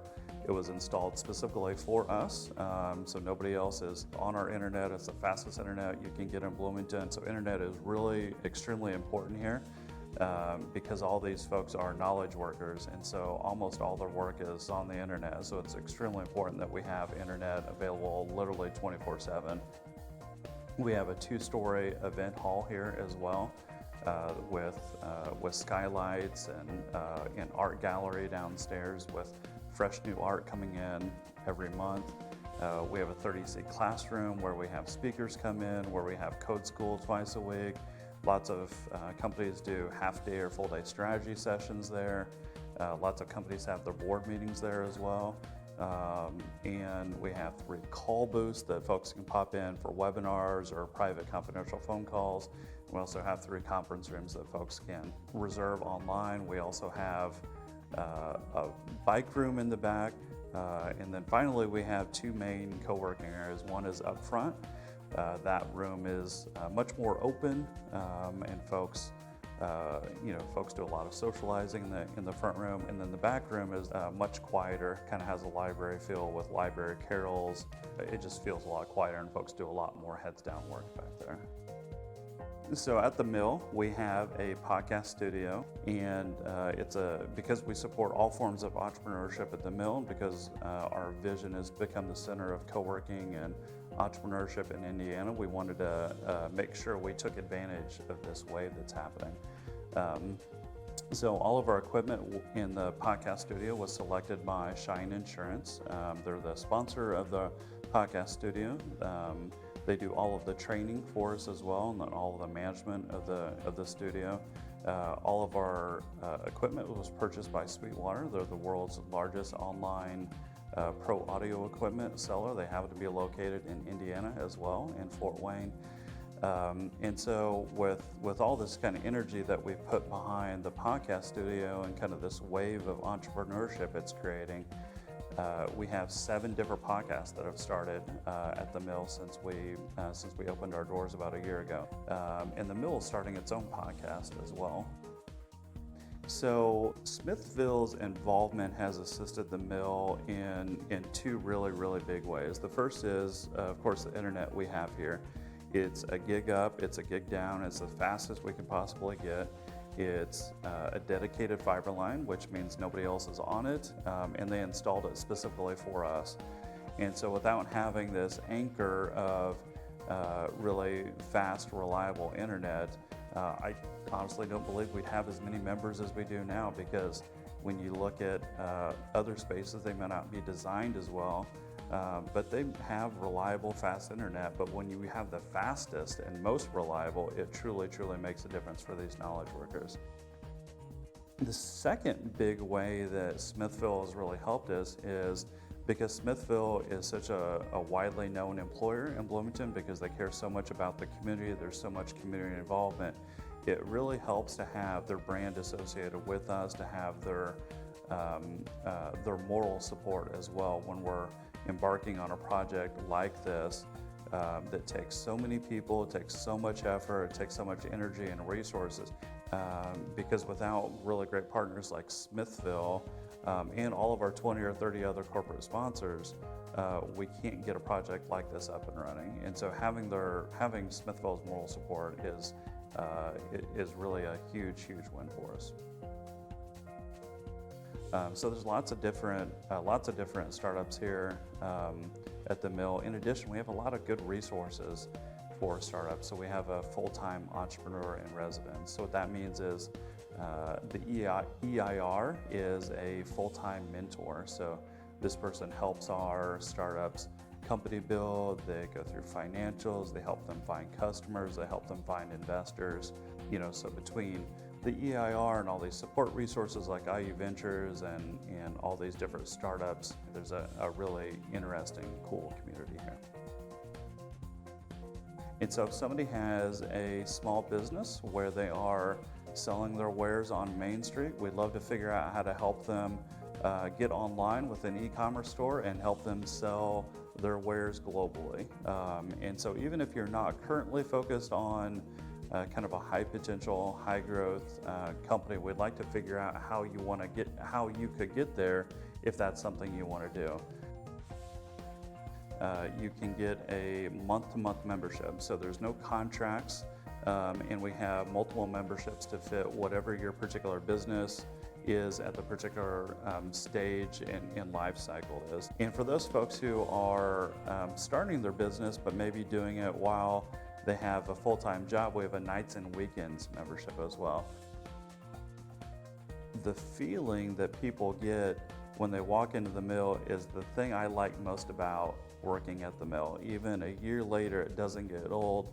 People seeing the mill for the first time and just being overwhelmed in a good way that something like this not only exists in Bloomington, but exists in the Midwest. The main benefit of the mill is the people here. We have 250 people from all different walks of life who've decided to be in Bloomington. These are really smart people doing cool, interesting things with their lives, whether they're remote workers or they've decided to start their own business. And most of the people who are running a business here, if you're just now starting your business, they've probably gone through the same problems that you've had. So while the building is really phenomenal and the design is great, it's the people that really matter, and it's the people that really no other city in the United States can replicate. And it's the people that will make the membership benefit the most. The mill really acts as a lightning rod for all of this energy and activity and creativity. It's hard not to be inspired when you walk into the mill. If somebody's interested in a membership, in renting space, in holding an event here, the best way to get in touch with us is to go to dimensionmill.org online.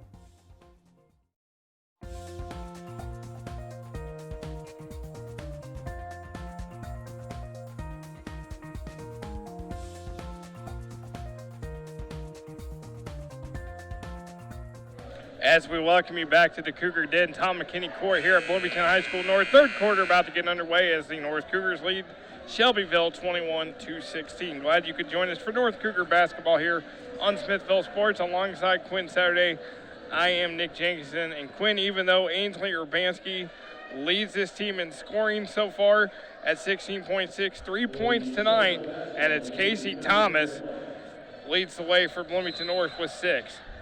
It's been a real team effort so far for the Bloomington North Cougars, as Urbanski has basically played the role of point guard. There is we get another 3. That is Madison Bassett, her first 3 of the night, 4-3 for Shelbyville, and this lead's cut to 2. Yeah, and 3s have been what have kept the Golden Bears in this game. Freshman Kylie Edwards back in the game, led the way the Bears in the first half with 8 points, but also picked up 3 fouls. Aaron Lillis. She was phenomenal, but also you got to see those freshman mistakes as well. Shot off the mark, out of bounds, Shelbyville ball. It's something that she'll have to learn, as she'll likely become like the leading scorer and the team leader moving forward, that she can't pick up unnecessary fouls. Yeah, Shelbyville's a team 4-20 a season ago. Their top 3 leading scorers and rebounders all graduated, so this is a young team. And like you mentioned to me at halftime, yeah, it's a perfect situation for a talented freshman like Edwards to basically step in and be the star right away, the leader. Under a new first-year coach in Becca Hofler. So looking to add to change as another 3 for Megan Eads, her second of the night, and the Bears lead by 1. Yeah, Cougars didn't close out on that 3. And it's just like in the first quarter, getting those 3s to go really early. As Lillis' 3's off the mark, Grooms gets the long rebound. Goes back to Lillis. Nice pass underneath to Casey Thomas. And that's another thing, is that we saw in the beginning of that possession, we saw that them shooting the 3 is but at the same time making Bloomington North competitive to want to shoot the 3 as well. As Urbanski's going to take it, she misses it. Lillis can't save it from going out of bounds. It'll be Shelbyville ball. But at the end of that possession, giving it to Thomas for the bucket, they work better when they don't force things. Yeah, Bloomington North definitely likes to go inside a lot more. Yes, they like to shoot the 3 ball, but I think they are more situated with their size as an inside team rather than settle for the outside shot. And there's a turnover. Here's Grooms, goes right, bounce pass to Thomas, beautiful finish. Casey Thomas in double figures for the getting first Thomas, time this season. Getting Thomas here, you could definitely tell that she is going to be a big factor going through this season. Transferred over from Bloomington South. Her brother Chris Thomas transferred midway through his junior season, played. Looking to do a similar impact as well. Yeah, he had a definite impact on this team last year. And it's a foul on the Cougars.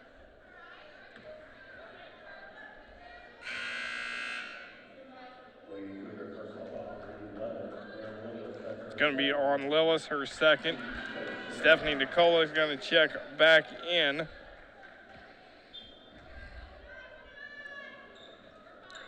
For Bloomington North. Kylie Edwards goes inside and draws contact.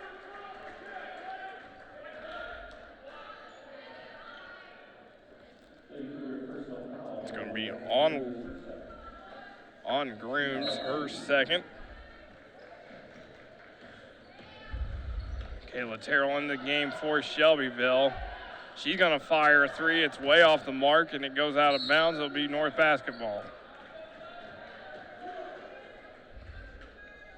Terrell, one of only two seniors for, as you said, this very young Shelbyville team. Autumn Pike, the other one, has not been in the game yet, so a lot of youth, but a lot to learn and grow from for this new coach and this team. Yeah, I saw a situation where she was able to really bully the post players in JV, not moving an inch against the varsity. There's Edwards from the outside, and it's good for Edwards. That's her second three. Both of them have been from the top of the key. That one, a little help from the bank. Bank stays late, stays late.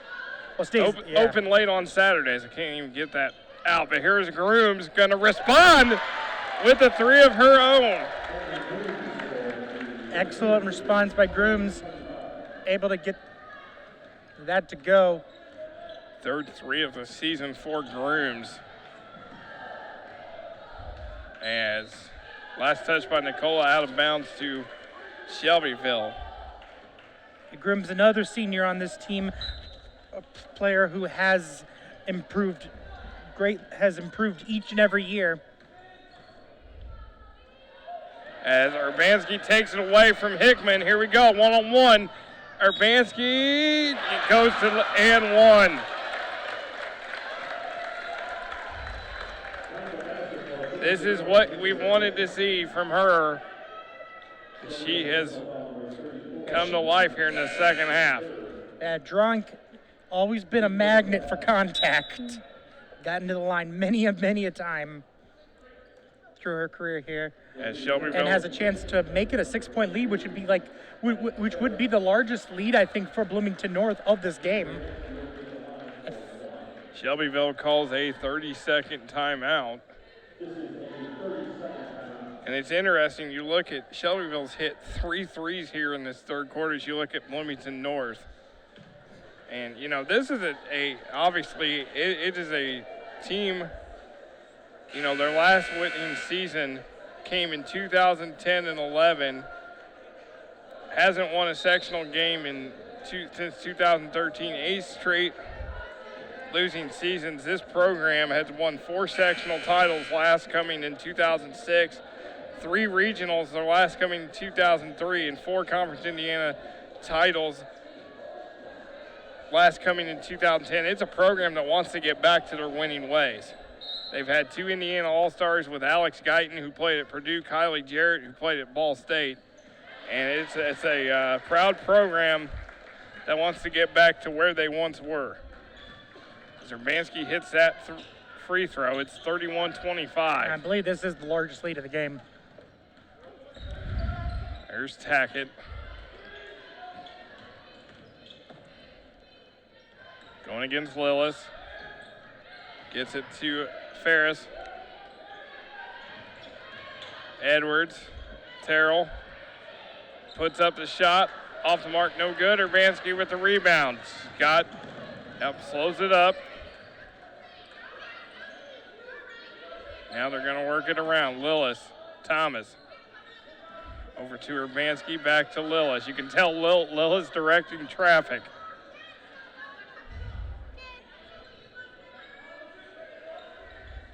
Lillis.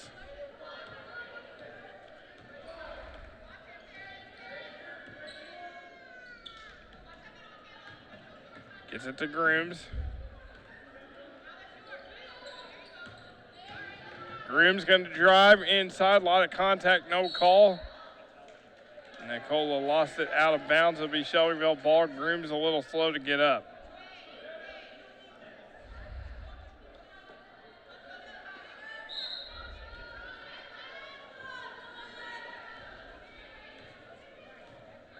As Tackett's going to bring it up for the Golden Bears. Going to get it to Edwards, approaching 2 minutes to go here in quarter number 3. 42. Ferris gets it to Bassett, working it around. Edwards, nice shot fake, puts it up and in. I mean, the backboard is there for a reason. Not a lot of players really take advantage of it, and that can be a really deadly weapon to be able to do that. It gives you a little bit extra strength because you always worry about like trying to overshoot it or undershoot it. Basically, the backboard kind of gives you a little bit of extra margin for error. Edwards in double figures with 13. Thomas, a 3, in and out. Tackett the rebound. Here comes the Golden Bears, down 4. Tackett driving against Lewis, and 1, and will go to the line.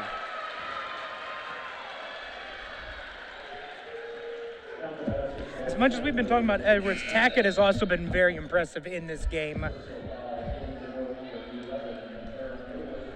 Tackett with 4 points so far, 5'6" sophomore. She's also had quite a few rebounds as well. Jeff Tremail is going to call a full timeout here with 1 minute and 7 left in this third quarter. As you see the Shelbyville bench. But as you mentioned, Quinn Tackett's got 4, Eads has got 6, Edwards 13, Bassett and Ferris have a pair of 3s. For Bloomington North, Casey Thomas with 10, Trent with 4, Urbanski tonight with just 6, Lillis with 3, Grooms with 5, and Leon with 3 points. So, again, it's been a back and forth game. Shelbyville's not quit. They've kept in it, and now Tackett's going to get the chance to go to the line here for that 3-point play and could cut this lead to 1.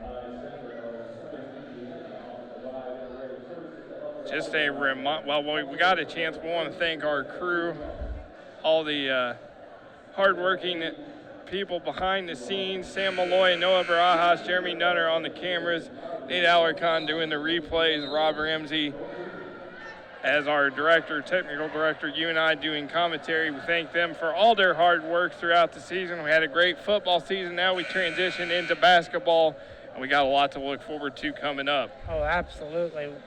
A lot to look forward to coming up. We got Edgewood girls next week. We'll also have Bloomington North boys and Edgewood boys basketball as well throughout the season. Jaden Tackett at the line and completes the 3-point play, and this lead is cut to 1. After getting the 6-point lead, the largest of the game, excellent response to be able to push this back to 1 immediately. 31-30 Shelbyville. Here's Urbanski, and 1 goes to the line.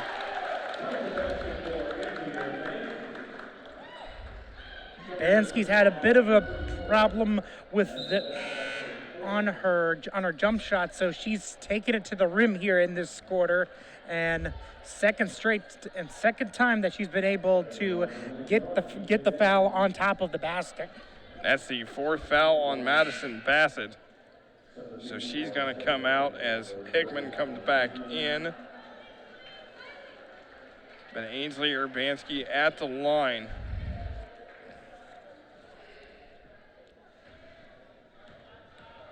Last year, 22 games out of 23, she was in double figures. Scored 435 points last year and a Herald Times first team all area. Looking to repeat that this season. Lead is 4 for Bloomington North. Eads with it for Shelbyville. Gets it to Hickman. Eads gonna fire it. No good. Goad with the rebound. They got really lucky. That was Eads could hit that one right there. She's hit 2 tonight. Down to 13 seconds. Lillis. Leon. Urbanski. Lillis. Urbanski gonna be left open in the lane and score. Lead is 6, and that will do it as Bloomington North leads 36-30 as we go to the 4th quarter here on Smithville Sports. Come and see today's top new movies at the Tivoli in Spencer. The small town inviting atmosphere is matched only by the feel of this historic theatre. As well as being a great venue for movies and stage performances, prices for most showings are $5 for adults and $3 for children at concession prices that won't break the bank. There are even regular free movies sponsored by the community. So come on out to the Tivoli and enjoy a great time.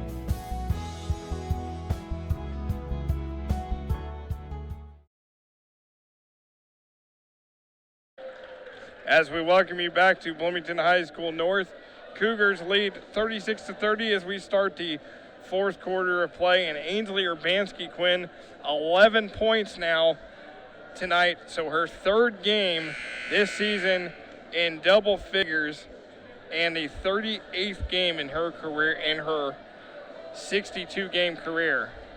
It was absolutely critical. As I said, the jump shot was very off in that first half. Outside of one wide open shot, she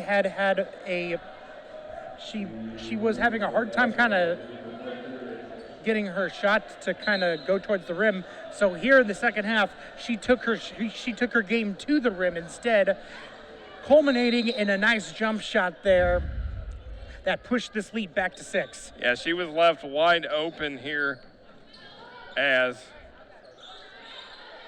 we start the 4th quarter, and it's going to be a nice pass underneath, and they can't finish it.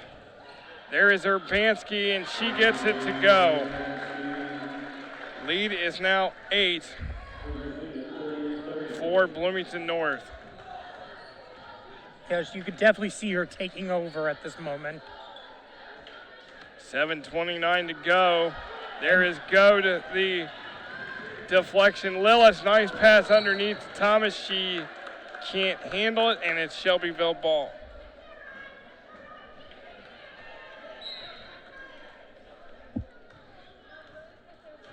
So Golden Bears bring it up, down by 8. Edwards going to get it to Fairs. There is Edwards in the lane, shot up, no good. And they rebounded to Bloomington North. Lillis bringing it up. This is Leon.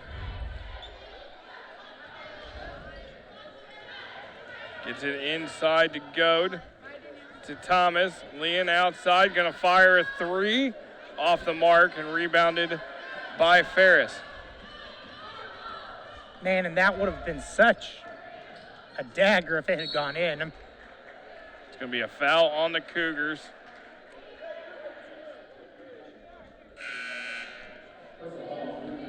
Been relatively clean in this half, only the 6th total foul in as we are starting the 4th quarter.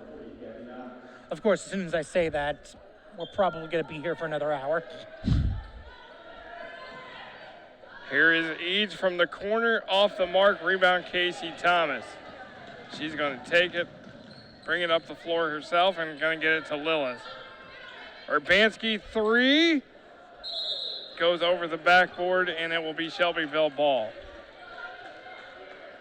Man, they are absolutely going for that three-point dagger right here. Couple of close calls now. Here, Approaching. Golden Bears need to respond soon. Approaching 6 minutes to go, and there is going to be a foul against the Cougars.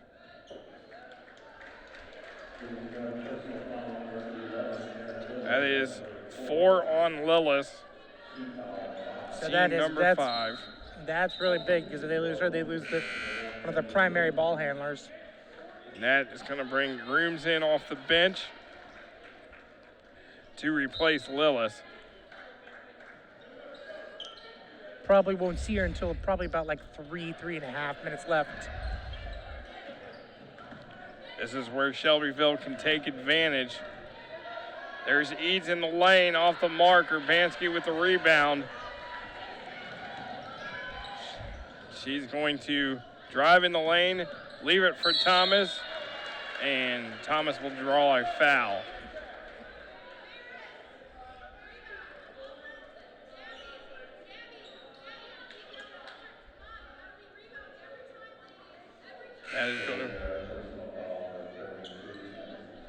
That is on Madison Ferris, her first, and the team's third.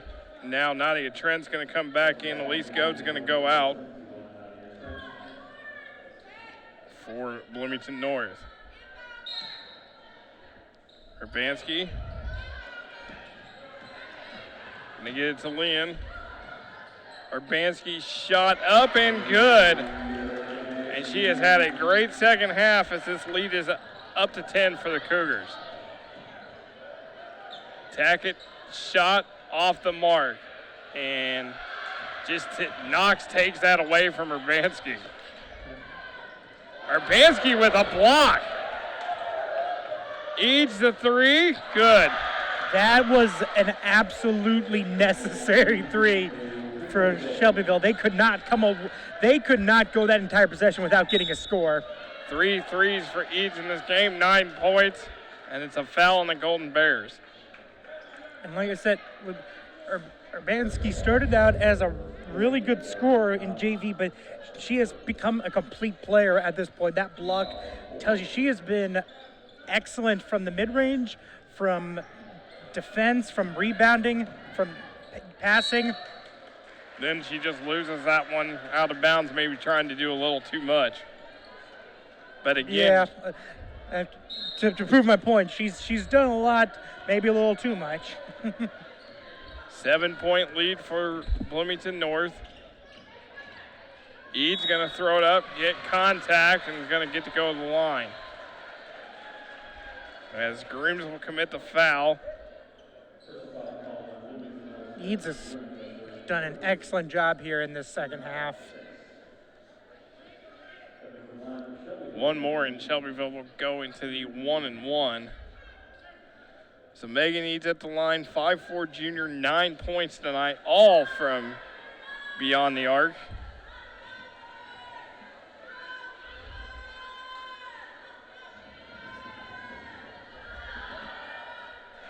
She gets into double figures.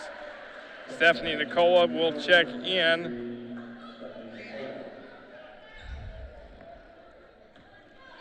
As Eads with one more.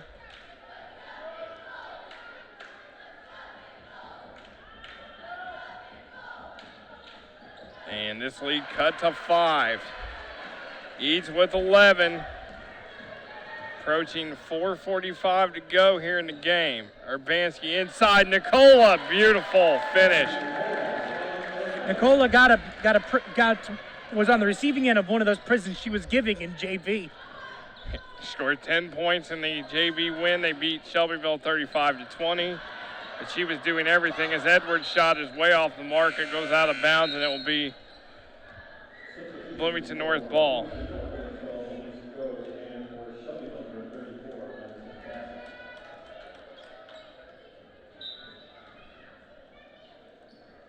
You know, one thing you're starting to see a little bit is the frustration setting in for Shelbyville. But this game not over. They're still in this. Where they've just got to settle down. There's Lynn's shot off the mark. Goat battling for it with Ferris and into the hands of Edwards. Freshman races up the court. Got to get it out. Eads left wide open. And misses the shot. And man, if I'm Coach Turmel, I would be at least like, stop leaving her open. Yeah, because Urbanski was way late on that closeout. Second one on Eads.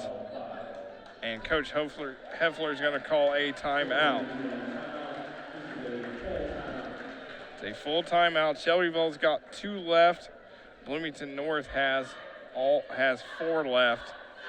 And as we talked about the matchup between these two since 2004, North leads 5-3. North has won 3 straight. Shelbyville's last win this series came at Shelbyville November 14, 2015, winning by 15. They're 1-1 in sectional meetings. Shelbyville's other win came in 2005 at Shelbyville. So Shelbyville looking to do something they haven't ever done, or at least in recent memory, and that's win here. And they're not out of the woods yet, but if they can get a couple more shots to fall from the outside, they can stay in this game. Lillis has 4 fouls. Grooms has 3. Looking at for Shelbyville, Bassett has 4 and Edwards has 3.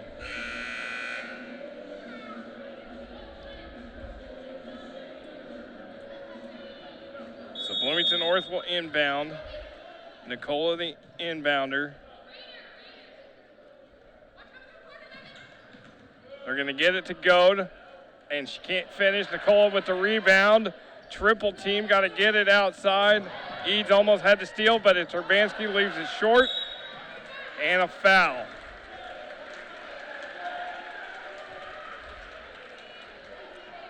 She kind of had to that was excellent defensive position because Urbanski kind of had to sidestep, and that kind of messed up with her shooting angle, and it ended up hitting the side of the rim instead of going in the rim. Madison Ferris. That's going to put... There was some movement on the line. They're going to get North for a lane violation. Golden Bears are now in the bonus. Well, it looks like there was a lane violation because there was contact between either Goad and Tackett or Nicola and Tackett. I'm not sure which one, but there was contact there before Ferris shot that. They're going to call a foul.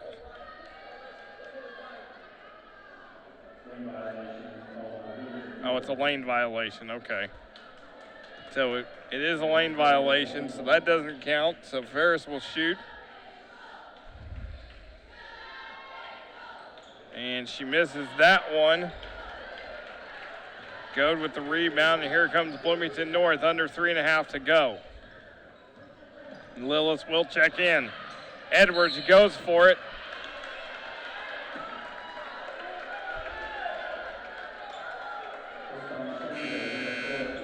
And they're going to call Edwards for her 4th. So Lillis checks back in. She's got 4 fouls.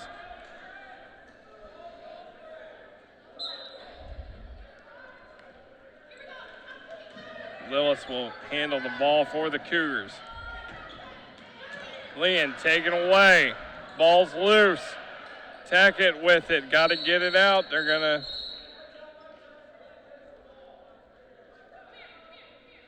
And it looks like Jamie Lynn's down for Bloomington North.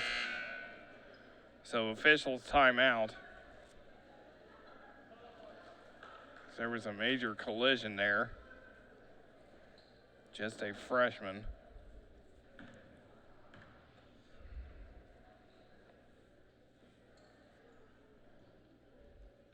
Looking at her knee.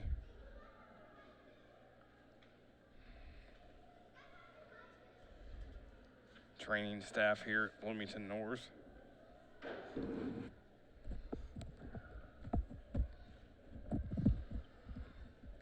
Gets out there immediately as this crowd is silent right now, making sure, and then Stu Cutshaw's going to come out. I think they're going to have to help her get off the floor. And they will. They will help Jamie Lynn off the floor, and she'll get checked out. And you really feel for her. Hope that she is okay. She got her first basket of the. She got her first varsity basket today. Doing really well. Hopefully, this ends up just being a stinger. Yeah, so she'll get checked out. Now they bring in it's a sizable lineup for Bloomington North with Thomas, Goad, and Trent, along with Urbanski and Lillis.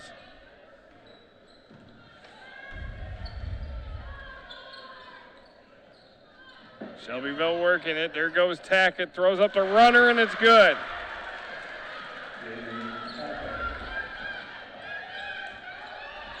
Lead is 5 for Bloomington North. Now they're going to pressure the ball.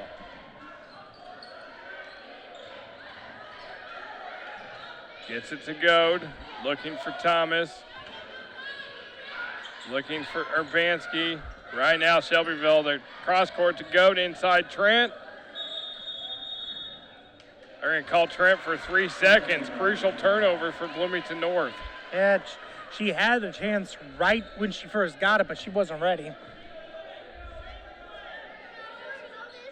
So crucial turnover for Bloomington North. 5-point lead, 2.5 to go. Here's Eads. Guarded by Lillis. Edwards, the freshman. Gives it to Eads. To Ferris. And it gets stolen. Urbanski trying to get rid of it. And it's Eads that comes up with it. Yeah, she's able to steal it, but she was kind of falling down. Edwards off the mark. Long rebound chased down by Bassett. Stop and pop for Edwards in and out. Rebounded Urbanski, and then her and Edwards get tied up. Jump ball possession arrow Shelbyville. Bloomington North wanted a foul. Yeah, that heads up play by Edwards to immediately go for that. To try to go for the jump ball after missing out on the rebound. I think that I don't have a up-to-date tally, but I'm pretty sure that's 10 rebounds for Urbanski.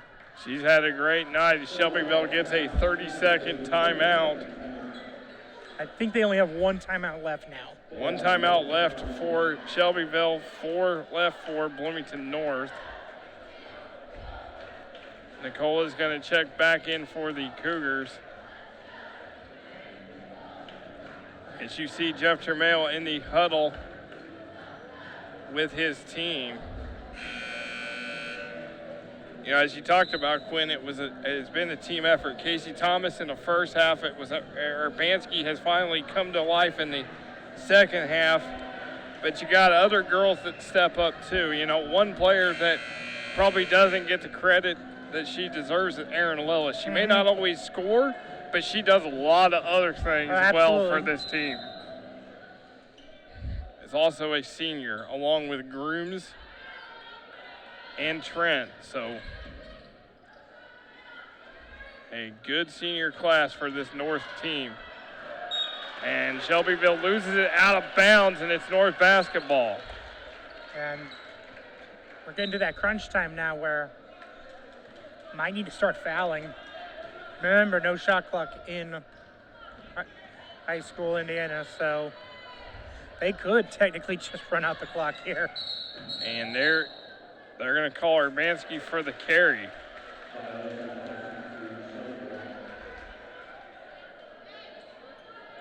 Shelbyville already in the bonus. One more foul, and Bloomington North will be in the bonus as well. One thing you want to key in if you're the Bloomington North defense, don't let Eads get open from three. Nice pass inside to Tackett, and she scores. Lead is cut to 3.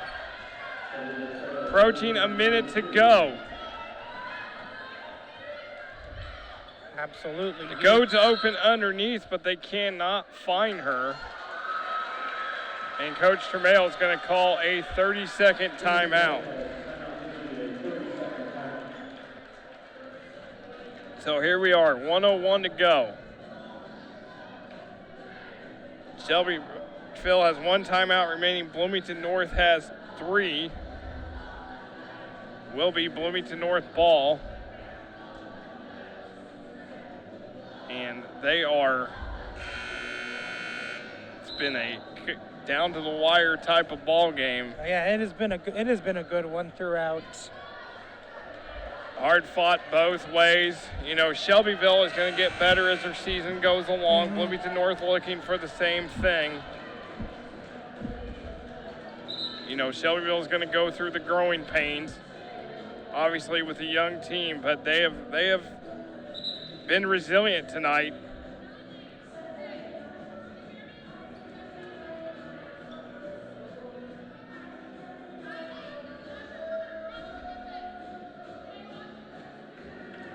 So Lillis will inbound,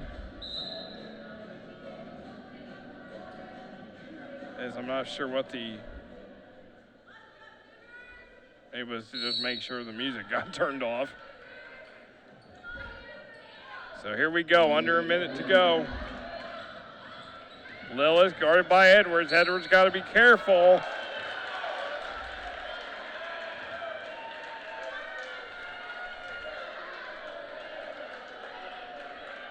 And they're going to get Bassett. And that is it for her. So she will go to the bench with 3 points tonight. Yeah, I would say that was an unnecessary foul because they had Lillis trapped. Well, they had Lillis trapped, and either if they called it on Edwards or Bassett, that's 5 fouls. So Edwards was clapping what your teammate just fouled out. Gabby Knox in the game for Shelbyville. Lillis at the line. And she gets that one to go.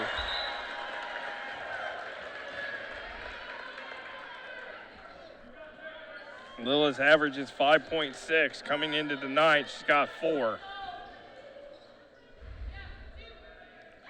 One more for Lillis, and it's good. She had the first basket, and she might have the deciding points right here. 44-39. Blocked by Urbanski. She's going to bring it up. Now Shelbyville's trying to tell her to either trap or foul. Lillis going to handle it. Urbanski open to go, and that is going to do it. 7-point lead.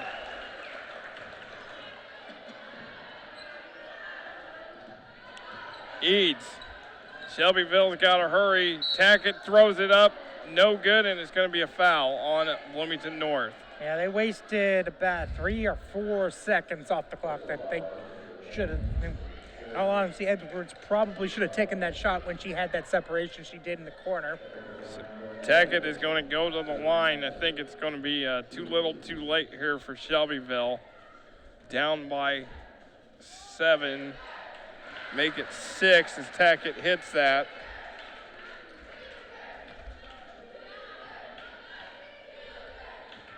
One more for Shelbyville. Tackett misses, Knox with the rebound, and she's going to go to the line as Nicola calls for the foul. And that's one way to preserve time. So second on Nicola. Knox at the line, has yet to score tonight.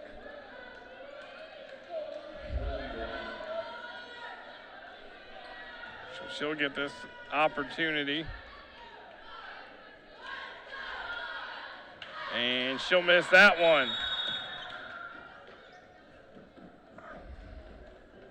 Bloomington North going to call the timeout. Going to be a 30-second timeout with 8.2. So, looks like Bloomington North will pull this off. They're going to win 4 straight in this series, and they're going to go to 2-2 on the year with Martinsville and Covenant Christian on the road next week. But I think for a team that lost to Brown County last night, they came back and had a good performance, and give Shelbyville credit too. After a rough loss at home to a 1A team in Edinburgh, they put up a fight tonight. Oh, absolutely.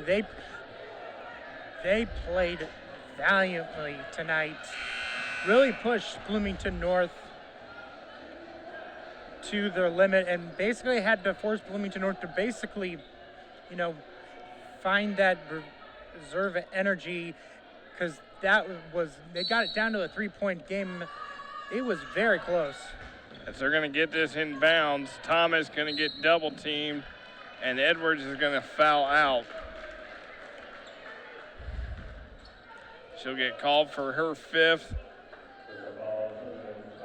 But what a game for her, the freshman, 13 points tonight.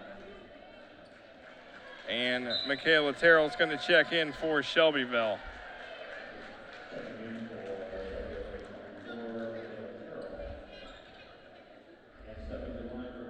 So Casey Thomas at the line tonight, 10 points for her, transfer from Bloomington South.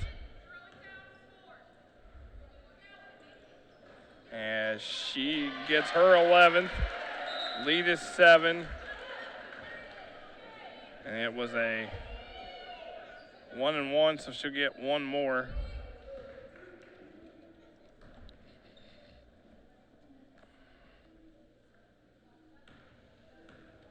As she will get it to go. Excellent game. It's going to be an 8-point win for the Cougars as they beat Shelbyville 48-40 and improve the record to 2-2. So we look at the highlights. Shelbyville, they love to shoot the outside shot. As nice feed to Casey Thomas, 12 points tonight for the junior transfer. And if she's able to contribute in double digits or close to it, that will really help the team's ceiling. As you see, Bentley Grooms hitting the outside 3. Ainsley Urbanski gets in double figures again after a slow start in the first half. And you see Aaron Lillis directing traffic, gets it underneath to Urbanski for the bucket. And then it is Shelbyville hitting from the outside as Urbanski inside to finish off Shelbyville as your final score, 48-40. For all our crew, for my partner Quinn Saturday, I am Nick Jenkinson. We thank you for watching, and good night from Bloomington North.